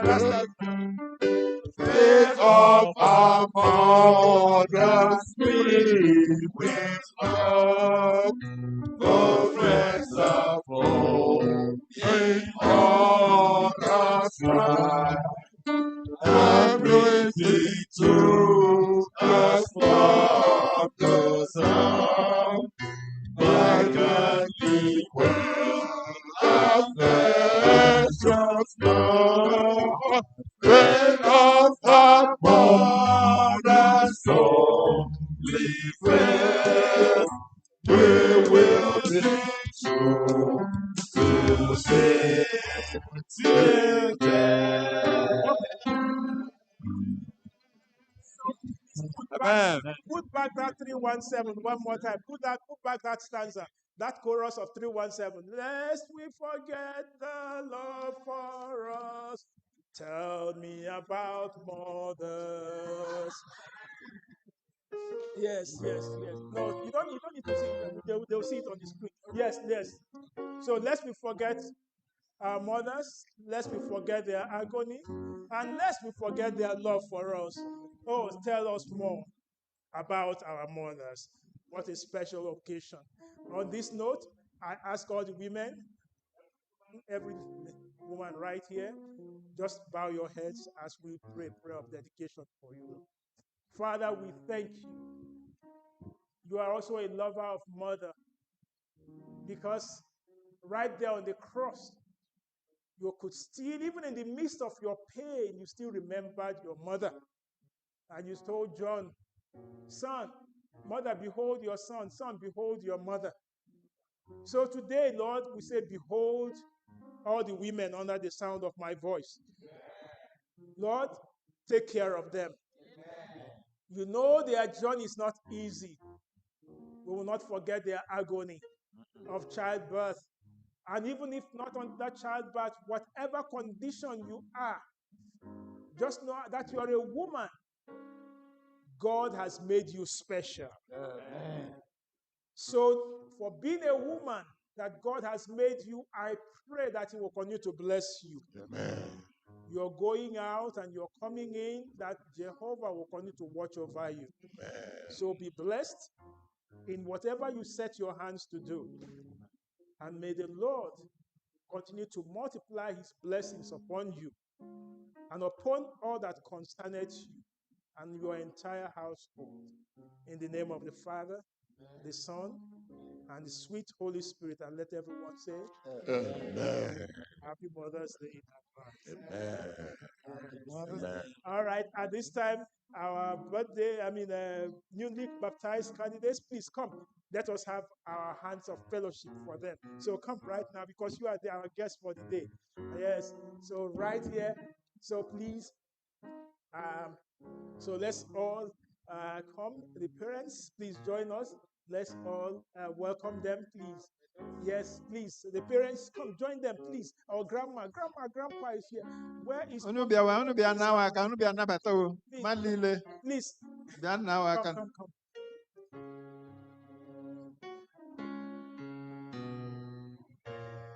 Ihe gara gị nke ọma, ka ihe gara gị nke ọma, Ụlọma. ka ihe gara gị nke ọma, ihe gara gị nke mmadụ niile. Ihe gara gị nke ọma, ihe gara gị nke ọma, ihe gara gị nke ọma, nwanne m gara gị nke ọma. Ihe gara gị nke ọma, ihe gara gị nke ọma, ihe gara gị nke ọma, nwanne m gara gị nke ọma. Ihe gara gị nke ọma, ihe gara gị nke ọma, ihe gara gị nke ọma, nwanne m gara gị nke ọma. Ihe gara gị nke ọma, ihe gara gị nke ọma, ihe gara gị nke ọma, nwanne m gara gị nke ọma. Ọnụ anyị juru n'ekele, ọnụ anyị juru n'otuto, n'ihi mmesoma gị Chukwu nara eke. Ọnụ anyị juru n'ekele, ọnụ anyị juru n'otuto, n'imesoma gị Chukwu nara ekele. Ọnụ anyị juru n'ekele, ọnụ anyị juru n'otuto, n'imesoma gị Chukwu nara ekele. Obi anyị juru n'ọṅụ, afọ ejuwo anyị n'ihi ịhụnanya gị n'ebe nwoke nọ, n'ihi ịhụnanya gị n'ebe nwoke nọ. Ọnụ anyị juru n'ekele, ọnụ anyị juru n'otuto, n'ime unu na-acha aka unu gala ala, will go downstairs please. No.